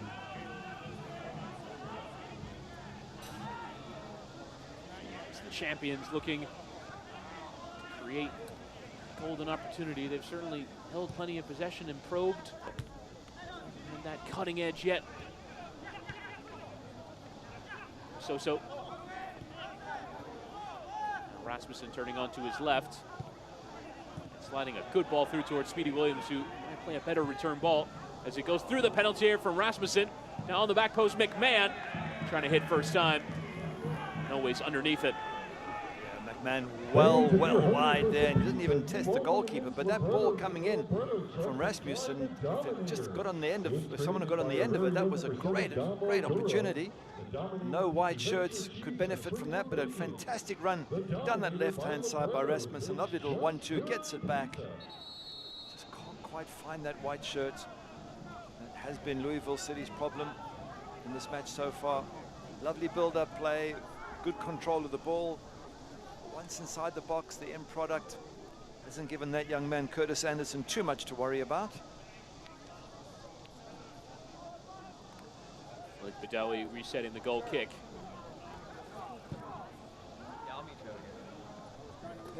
Anderson away, McMahon winning that initial header. Now booted forward. Anderson again, who's more than comfortable playing off his line and with his feet, which if you come through Manchester City are probably 2 things you would learn.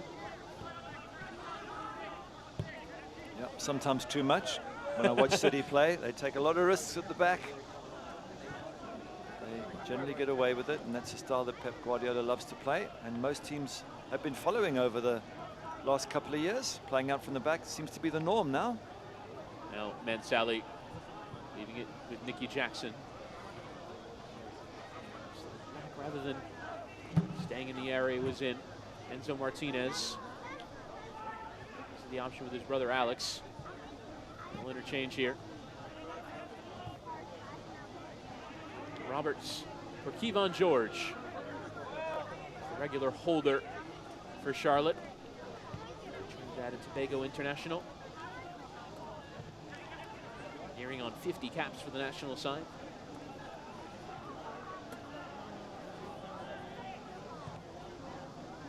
Now it's Charlotte to keep possession. This is the style that Mike Jeffries wanted to get back to when he controlled the team again. With the ball, win an attack as it's given away there by Hugh Robertson. Now ball is lofted towards Omby, keeper off his line. And you see Omby's frustration there as Anderson just boots away. Offside whistled against Charlotte. Yeah, you're talking about the possession football that both Charlotte and Louisville City play. Well, it's fine to do that, but you still need that incisive ball every once in a while that opens up the back four, and we haven't seen enough of that from either side. And it will be a change here. We mentioned Luke Spencer as the option to come on, and it will be the 28-year-old from Cincinnati will enter the game for Abdou Jam. So Spencer's 5 goals come out onto the field, provide some scoring threat. Yep, that's what Louisville City need. Big number 9. They can drop Hopeno a little bit deeper, and Luke Spencer can look to Hopeno, Rasmussen, and Omby to supply him with the ball that he needs. And if they give him good ball, he's got the ability and the size and strength to finish it off. So it's going to be a testing time for Charlotte in defense. Poorly given away there by Speedy Williams, but caught offside there. Charlotte. So you can get all the latest Charlotte Independence gear now at shopcharlotteindependence.com. Menez keeping it in play. So Martinez putting in the tackle, and Craig returning the favor, who then sticks the arm up. And now might Paco Craig come off here. The arm went up against Enzo Martinez, and Paco Craig is on a booking and a decision to make here. I think there's every chance it's going to be a second yellow and a red. It's coming out of the pocket already. And it has been shown. Yeah. Paco Craig is off. Yeah, there certainly was an elbow up, and we said earlier on, when you're on a yellow, you have to tread carefully. You can't give the referee or the assistant ref any option whatsoever, and Paco Craig unfortunately raised his elbow. There was contact with Enzo Martinez, and I think most referees would give that as a yellow. They might even give it as a red if you raise your elbow. They're certainly going to give it as a second yellow, and Paco Craig can argue all he wants. Let's look at it again, just make 100% sure. It's a tough tackle as it is. Now as he gets up, this arm up here. Yeah, it's not nasty. He hasn't thrown the elbow. I mean, the tackle itself is a bit risky, but have a look here. He definitely puts an arm up to slow him down, and the arm unfortunately makes contact with Enzo Martinez's face, and that's enough for a second yellow. So, battle now for Louisville City. And Enzo would know that Craig is sitting on a yellow card as well. We saw him make more of that. Craig trot off here on a second red card of the year, and also a second match running where a Louisville player is sent off after Alexis Suahi was sent off in the first half against Loudoun United in their 3-0 loss. John Hackworth will not be happy. He doesn't need that sort of situation to put his team under pressure. Paco Craig knows that. And you go back to the first yellow card and think, you know, did he have to give that away? Maybe that was a professional foul holding the attacker back. But once you're on the yellow card, you've just got to be incredibly careful. And he wasn't, and he's paid the price. Joel Johnson strongly holding the ball, crossed through the penalty area. George was late arriving, but it came for Rasmussen first. So on the season, a 6th red card for Louisville City. It's probably a few too many for a team now on 22 matches. It is, because it leaves you with 10 men now for the last 30 minutes. In this case, not talking about the other sendings off, but let's take this one as an example. You're away from home. Your away record is very poor. No wins, and I think it's the last 6 away. Your general form's poor, and now you add this on top of it. And it's just, you know, occasionally players will look at this and go, oh, well, you see, it's just going badly for us. It's bad luck. It's whatever. You can talk stuff into your head. And they just don't need that, Louisville, at the moment. They need to remain positive, and this doesn't help. It's at the moment, from a shape point of view, that Antoine Hopeno is dropped in to play right back, and Pat McMahon is moving into the center back position, vacated by Craig. It's a poor ball there for Johnson. Out for the throw-in. You'd imagine a change will be made at some point by John Hackworth We throw Taylor Pay on. There he is, standing right by the fourth official.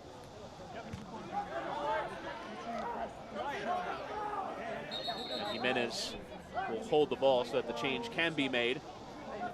It is Taylor Pay. Come on, first the exiting player off the trot off, and I believe it is Openo who will make way. So it's attacker for defender to make this shape make sense, particularly as you'd imagine Louisville are about to embark on a half hour of defending.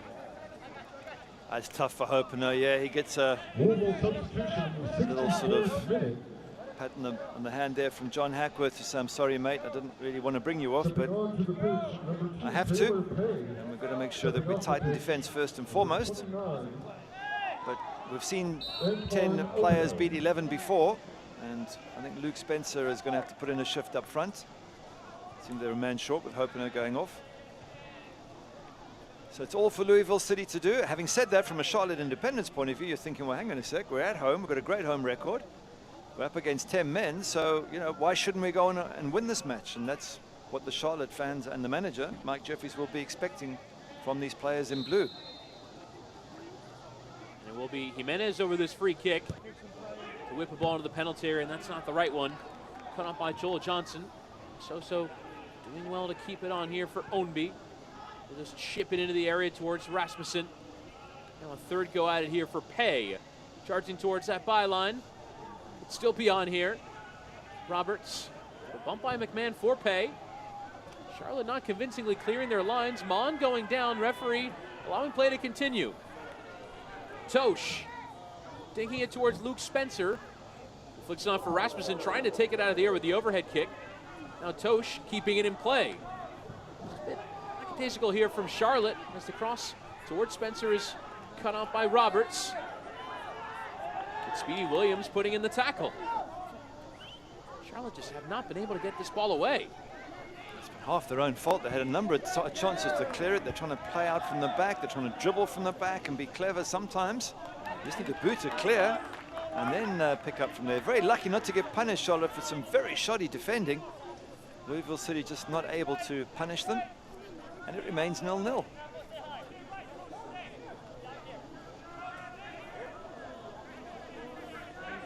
Johnson will finally get the throw in. Imagine Charlotte would want to grab the initiative in this match up a man, but Louisville there causing the problems. Starts with the set piece now. Taku charging on to apply the pressure. Hubbard just boots it away. Now, job on for Tico to take it down, which he does. Chest for Mansally, now a free kick for Charlotte. He has to be careful. Pat McMahon, he's the other one on a yellow. You don't want a second one going off. So, very important for Louisville City to control everybody on the pitch, control the match, and often we see 10 players putting in a better shift than the 11 did. So no reason why Louisville City still can't get something out of this match, at least a draw, but they're going to have to work really hard now and chase the ball. Difficult to get possession back when there's only 10 of you. As we can see here, they've dropped very deep now. Here's Roberts, or rather Johnson. There's Roberts. Now Louisville keeping numbers behind the ball. 4-4-1. Paco Craig sent off.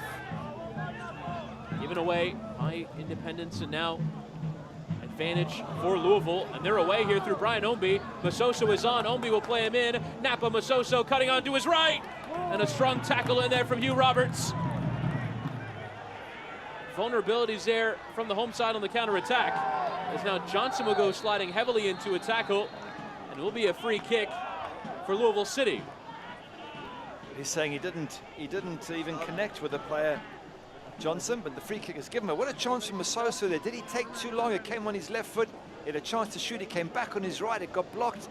That was a wonderful counter-attack by Louisville City.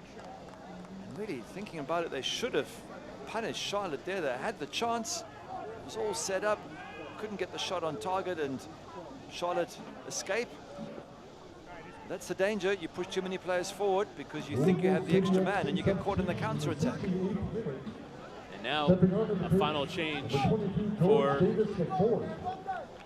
John Hackworth. It will be Ryan Omby who will come off.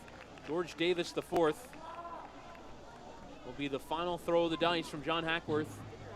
Bit of a risk as well, considering there's more than 20 minutes left to play, and now Louisville City out of substitutions. Well, I guess he feels he needs the fresh legs on and someone to close down, and the manager still arguing with the officials. Louisville on the attack here. Jimenez to play on the free kick is towards that back post. And Spencer the closest to it. McMahon maybe on the back post, but out of play for the goal kick. I'm just thinking it wasn't the worst free kick in the world. I just wondered if Spencer or someone could have thrown themselves at it. Seems to be in a very dangerous position. Nobody really making a huge effort to get on the end of it.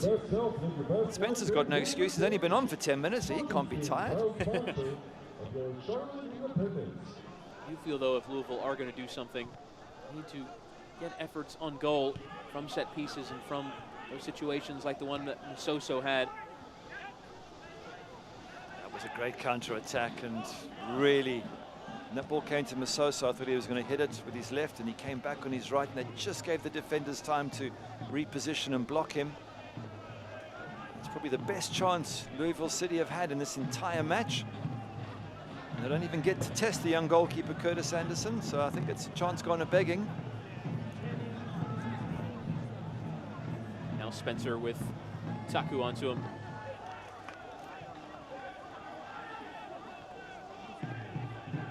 Won by Hugh Roberts.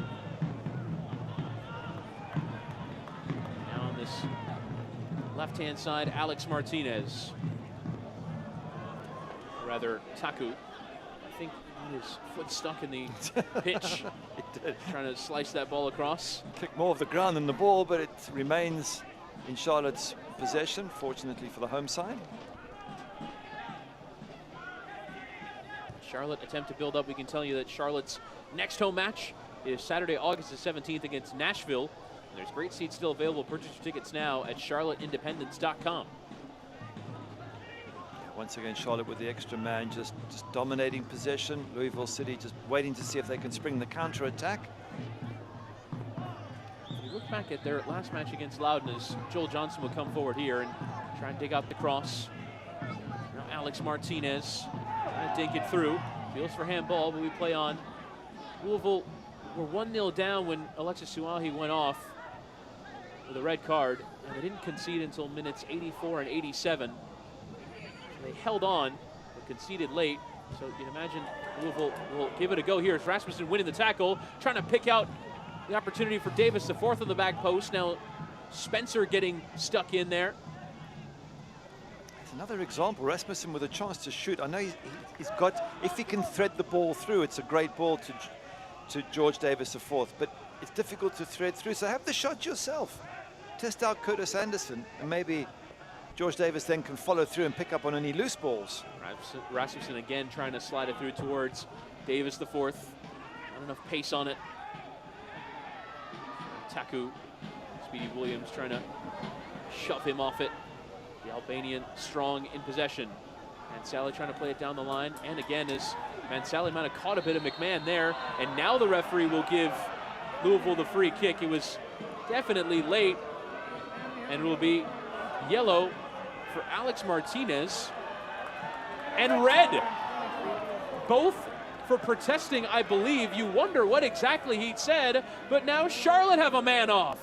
The substitute Martinez. Well, he looks dumbfounded. I've very rarely seen anyone sent off for 2 yellows, both for protesting. Normally, you get 1 for protesting, the referee warns you, and then you keep quiet. Let's have a look and see if there's anything else here. That's a yellow. No question that Mansally should get the yellow for that. Which I don't think he did. Well, he should have done. But we don't get to see what happens. But, I mean, the bottom line is it's up to the referee. If he believes that there was, foul language or whatever, he's entitled to give the first yellow. It's just very quick to give a double yellow. Even if he warns him and says, keep it quiet, shut up. If you come straight back and swear at him, I guess that's a reason to give a second yellow. And now his brother, Enzo's going to be very careful he doesn't talk himself into the box, into the book rather. You can see the referee glaring at him. Wow. How was that for throwing away an advantage? You got a one-man advantage and you get yourself sent off for arguing. Use it with your mouth. Oh, well. And now Jorge Herrera will come on.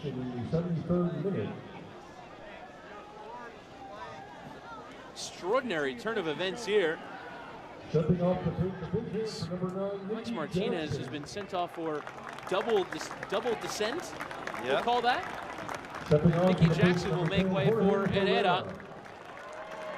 And now we'll have the last quarter of an hour plus with 10 men apiece. I'm just glad it wasn't Enzo Martinez who got brought off, because you can imagine the brothers feeling if Alex gets sent off and Enzo loses his place because of it. There'll be some family upsets between the two of them, no doubt, but Enzo stays on, and it's 10 against 10. Now Davis the fourth, given space, having a go with his left.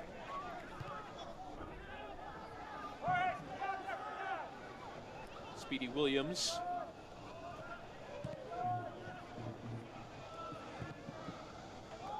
Bringing out to the left-hand side towards Jimenez, who wasn't making the run, so it will go out of play.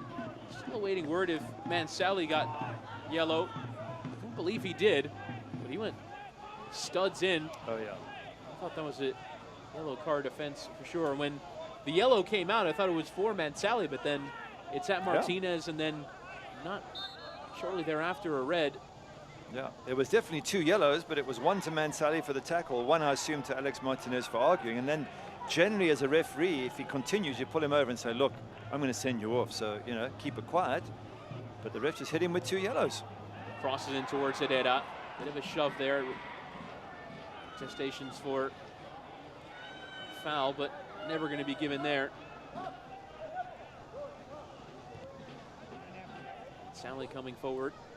Now it's on Charlotte to keep their shape a little bit. Not get caught going too far forward, short a man. Both teams right now playing that 4-4-1. We rarely get to see this in practice. A pair of sides on 10 men. Sort of how the spaces open up. Not even strength, but there's going to be opportunities for both sides. Maybe that's where Jorge Herrera comes in, someone who can play ball into space, who can read the opportunities. McMahon to play the cross in. Davis the fourth trying to get there on the back post and forces Joel Johnson to head away for the corner. Oh, we've had lots of action in this game, and two red cards, and the second one a very unusual one from referee Malik Badawi. We've had chances on goals. They're fantastic goalkeeping from Chris Hubbard and some solid goalkeeping from Curtis Anderson. Shots, chances. It's had everything except the goal that fans normally love to enjoy, but everything else has been there.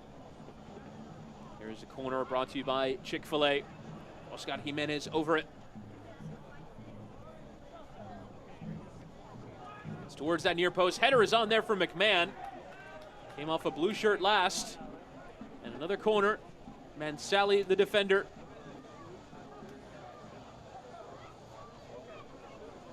Nil-nil, but this match has had everything except for the goal. Two sendings off, chances at either ends.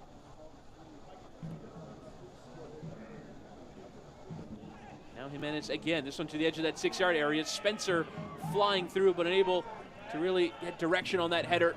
And it goes wide of goal.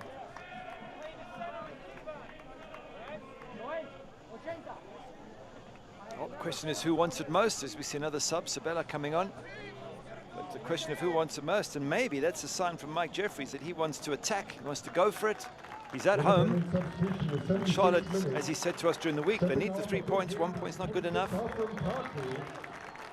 Yeah, and interesting that it's sort of the steely center of midfield, and Taku who comes off for the creative winger in Sabella. It does look like it will be Enzo Martinez who will play next to Kevon George in the center of midfield with Sabella as a wide man.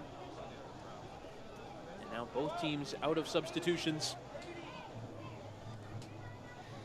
Throwing the dice after each having a man sent off. Speedy Williams wins the header, but Spencer unable to get on the other end of it. And the thing with Alex Martinez, he was a sub anyway, so he wasn't on for the full match. So he came on for a short while, gets a double yellow for arguing, and then leaves the pitch. Not his finest game, I would think.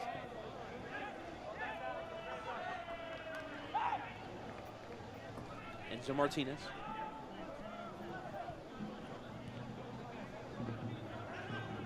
From a deeper lying area to try and be that creative man. Instead gives it straight to Jimenez. It looked like Sabella was making a run. Now Rasmussen interchanging with Masoso well. Outside of the boot for Spencer. He couldn't cast it under his spell. Joel Johnson. As you mentioned, Gary, both managers will now see an opportunity. Even Mike Jeffries, after having a man sent off, V10 is still a chance for you to go for the 3 points. As Sabella's ball through that penalty area, but now John Hackworth might have thought, here we go again. We're down a man away from home. Now, even a point, considering the way this game has gone, will do, but 3, and they'll be delighted. McMahon. And all the way back here with Taylor Pay. Comes on for the sent-off Paco Craig. Ball there from Hubbard. Behind Jimenez. Now Davis the fourth. Rasmussen getting turned and sliding in Masoso. Now Spencer to charge of the defenders with Davis the fourth. Cutting onto his right, trying to slide it through towards Spencer. Delayed in his run.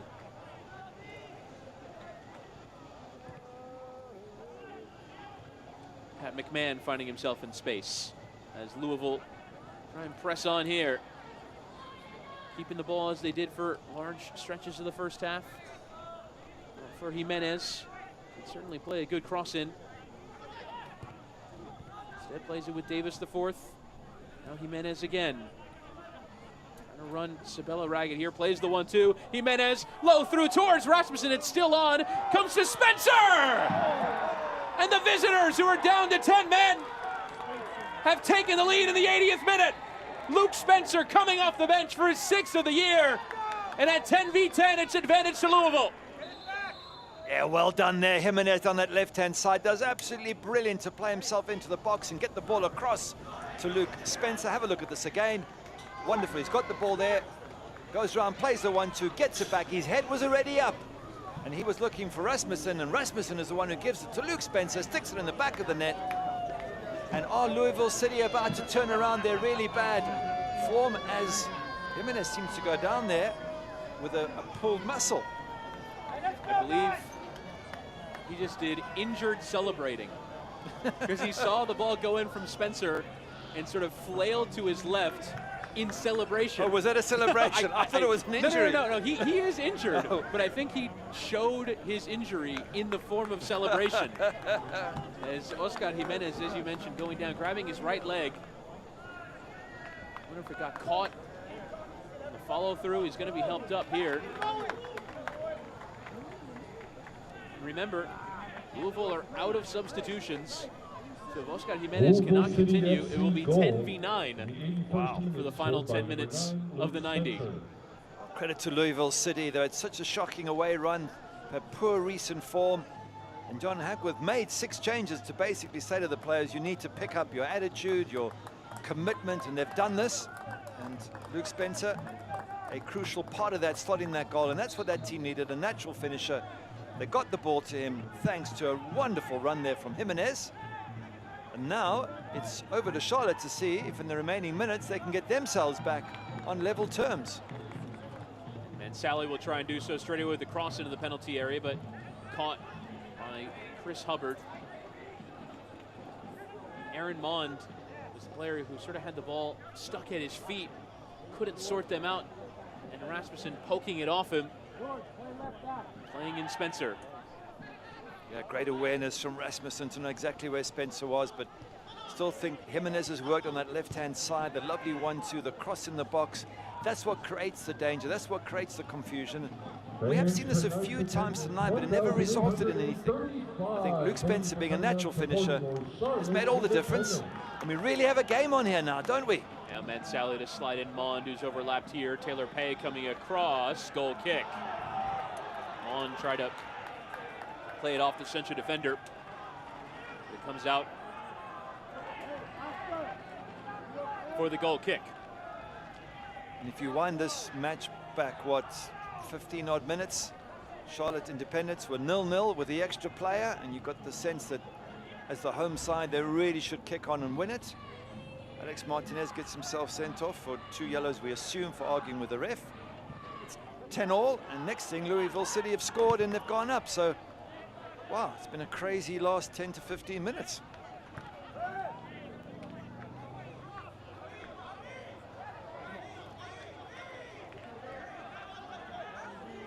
Johnson takes the throw in. Now Sabella onto it in the penalty area.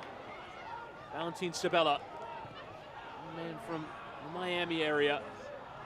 Now Mansally trying to poke it through towards Herrera, but couldn't get clean purchase on it. Now pay away. No options forward. This one short with Rasmussen. He does have to get turned, and it's fouled by the Charlotte legend Herrera.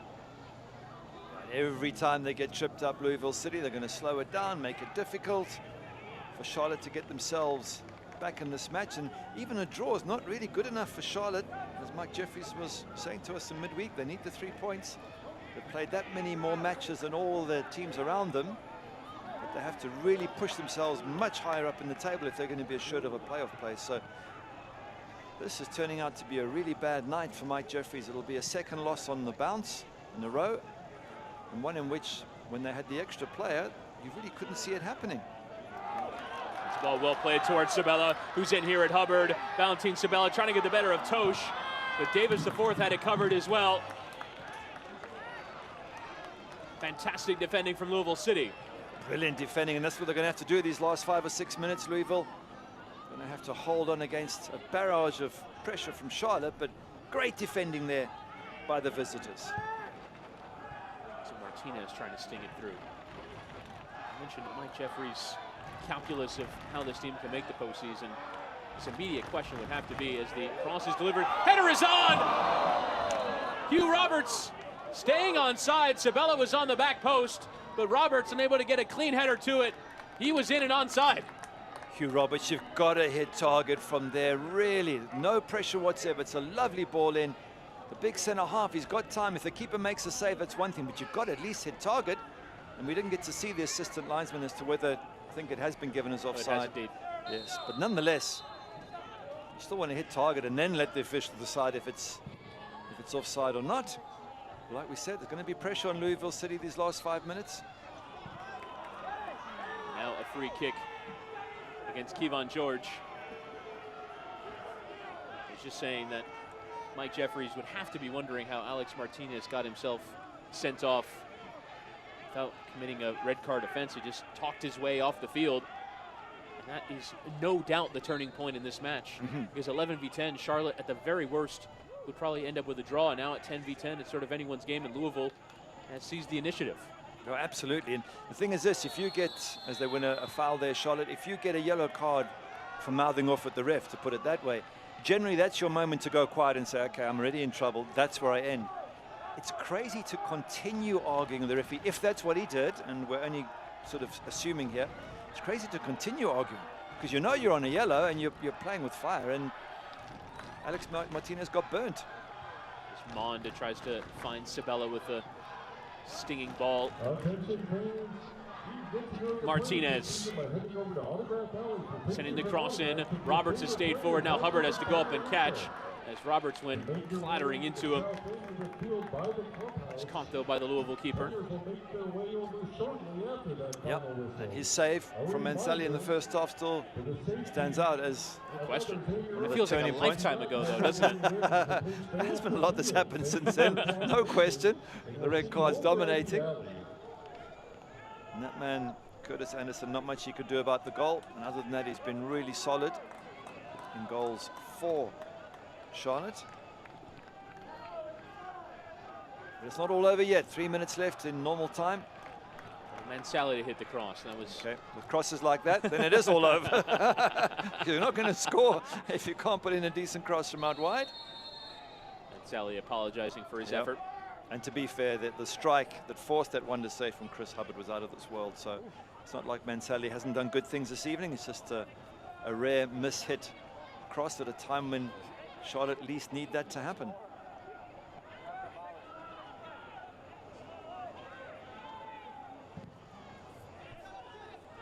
Hubbard almost looking pained there, taking the goal kick.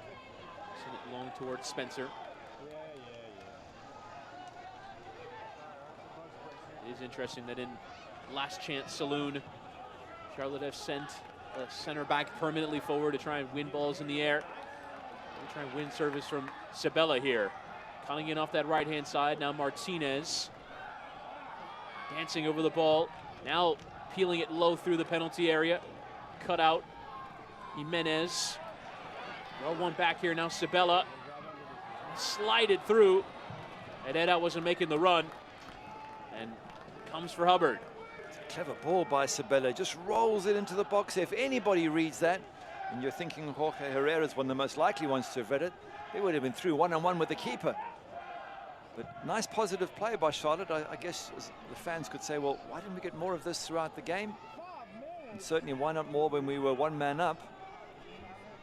It's all coming a little bit late for the home side. McMahon. Now Louisville just try and keep the ball for a little bit. See off the time. Slip ball there from Speedy Williams and Rasmussen. Calm here in the final minute of the 90. Rasmussen is onside. Can he pick out an option and put this one to bed? Rasmussen has Davis the fourth available, goes for goal himself. Charlotte escaped there. A little bit greedy from Rasmussen. I thought he had other options on there he could have played in and finished this game off, as you said. Instead, the game's still very much alive. Mansally onside. Low cross through towards Roberts. Cut out well. Still Abdoulaye Mansally assessing his options in the penalty area. Sliding it through for Enzo Martinez. He'll have a crack. Hubbard again equal to it. Sabella debating whether or not to take a touch. And he is indeed offside. Another good save there from Hubbard. Crucial one from Enzo Martinez. A well-struck shot. Would expect the keeper to make the save, but nonetheless, it was a really, really good save. And just before that, some excellent defending as well. But here's the save coming up. Ball gets knocked back across to Enzo Martinez. Gets that on his right foot. Hits it really well. Keeper makes a solid save. And moments before this particular save, there was a wonderful bit of defending by Louisville City to get rid of a dangerous cross. So that clean sheet as they head towards their first away win in 7 games, and much needed if it happens for Louisville City. We'll have a minimum of 5 minutes to be added on at the end of the second half in stoppage time, brought to you by Jack's House.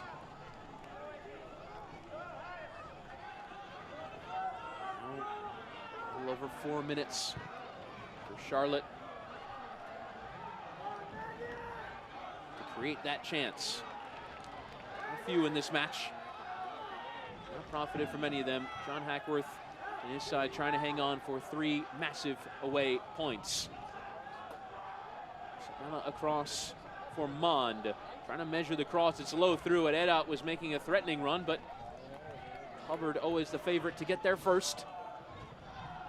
Getting the ball into the box is a bit of a hit and a hope. I think you have to wait for runners and then put the ball into that danger area. We've seen that a few times tonight from Charlotte. Balls that haven't really been read by other players. Frustrating day for the home side. Some great goalkeeping from Chris Hubbard, and a performance that hasn't been up to the standards that Mike Jeffrey's been able to get from the players in some of their previous home performances. Now Spencer keeping the ball well. Davis the fourth stays buzzing around, trying to find that space. Receive here. Louisville thought they were up against it when Paco Craig was sent off in the 60th minute for a second yellow card.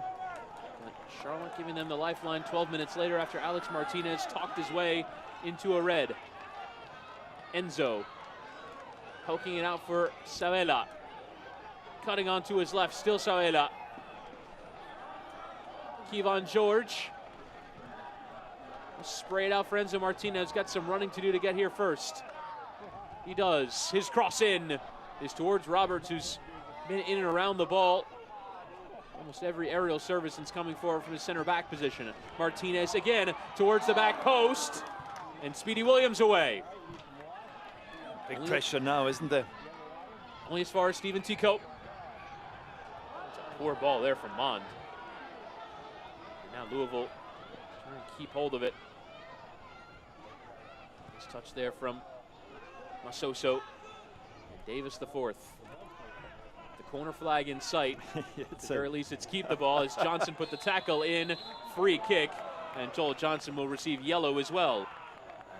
Really good play there by Louisville City, just slowing it down, and Davis the fourth there, just winning the free kick. That's what you need.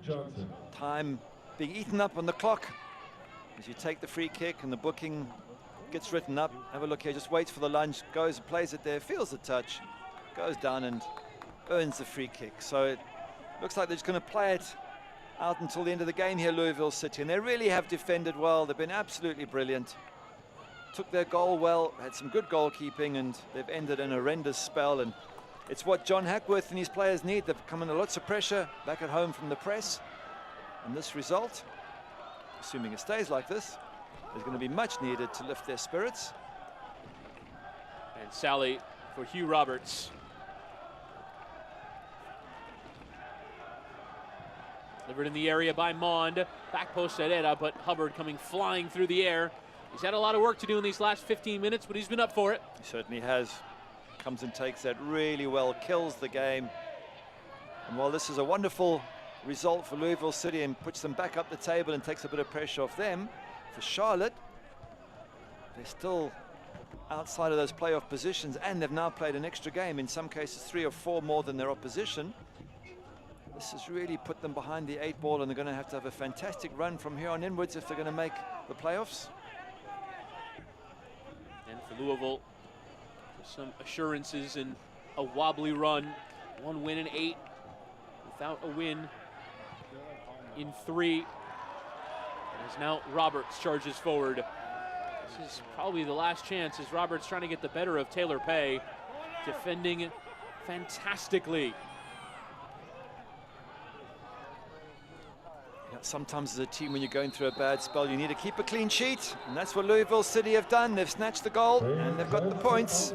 And Louisville at full time are victorious, down to 10, but then Charlotte go down to 10 as well, and Luke Spencer gets the winning goal and finishes Charlotte Independence 0, Louisville City 1.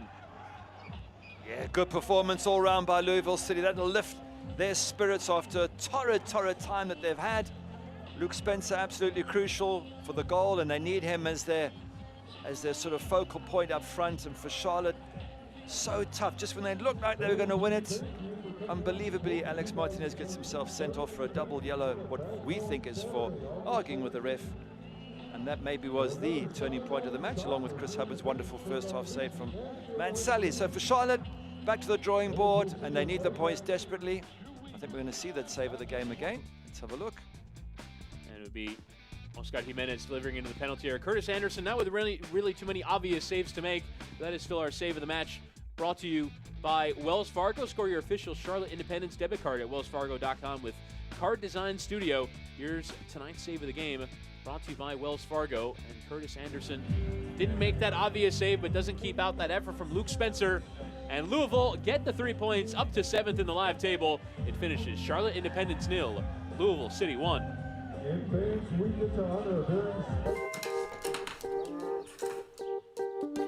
Thanks. It's like a smart thing. What's the weather? Sunny. Perfect chicken eating weather. How'd you get in here? It's time for chicken.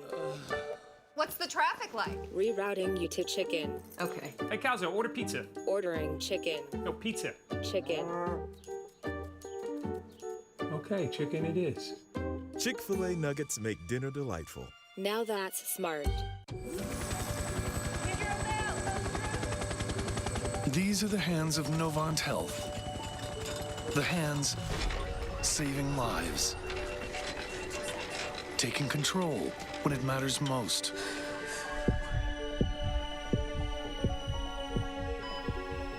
These are the hands advancing care. They're skillful, precise, and compassionate. It's gonna be okay from here. They're the hands giving you strength. Those same hands delivering specialized care also take the time to hold yours. And they'll be waving goodbye as you walk out of our doors and back to your life. These are the hands of Novant Health. The hands making healthcare remarkable. Second loss in a row for Charlotte Independence after going down 1-0 away to Birmingham last weekend. Tonight it's a 1-0 loss to the champions at home by that same goal to nil. It's a first home loss for Charlotte since May the 11th. After a tremendous run. It's come to an end though tonight at the Sportsplex as we get to our full-time highlights. Chris Whittingham, Gary Bailey here for our commentary of this one. And Gary, the chances would start for Charlotte. Have a look at this. Cross in from Joel Johnson and Abduli Mansali. Oh, great strike from, brilliant strike from Mansali. Wonderful save from the keeper. Absolutely stunning. Hubbard getting his body across, stretching, and the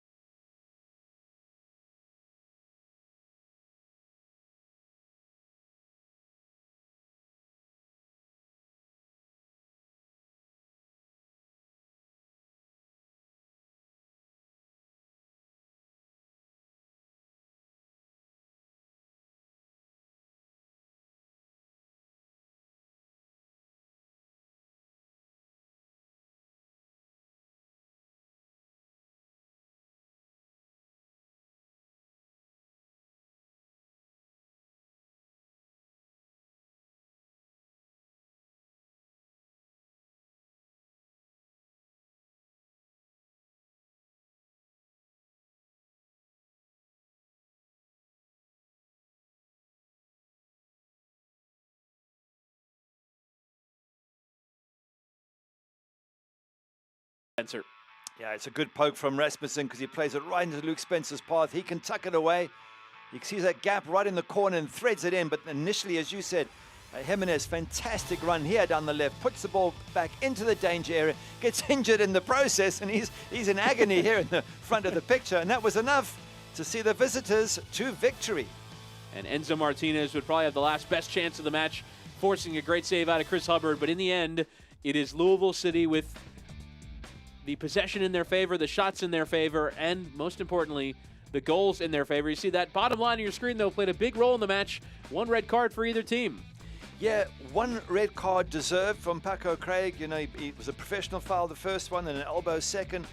But what was Alex Martinez doing getting sent off? Coming on as a sub, getting sent off, we think, for 2 yellows for verbal to the referee. Well, 1 yellow is bad enough, but 2 back-to-back. And from that moment on, the whole game turned, and I think he's going to have some explaining to do to the rest of his team. We've seen him win games for Charlotte in the past. I think this time Mike Jeffries will be asking him, why did he cost his side and why was that the turning point? But in the end, Louisville City end a shocking run by getting themselves back on the winning trail, and Charlotte, after a fantastic run, it's now 2 losses back-to-back. And now in the live table, only 2 points off of that 6th position currently held by Pittsburgh Riverhounds. But if they get into that top 6, they avoid that first round of the postseason. But Charlotte Independence have their home winning streak snapped by Louisville City, the champions, who needed a win desperately. They have their 2nd win in 9 away from home, as Louisville City are the victors on the evening. Luke Spencer's goal, the difference from our tremendous USL crew. My name is Chris Whittingham, signing off. Your final score: Charlotte Independence 0, Louisville City 1.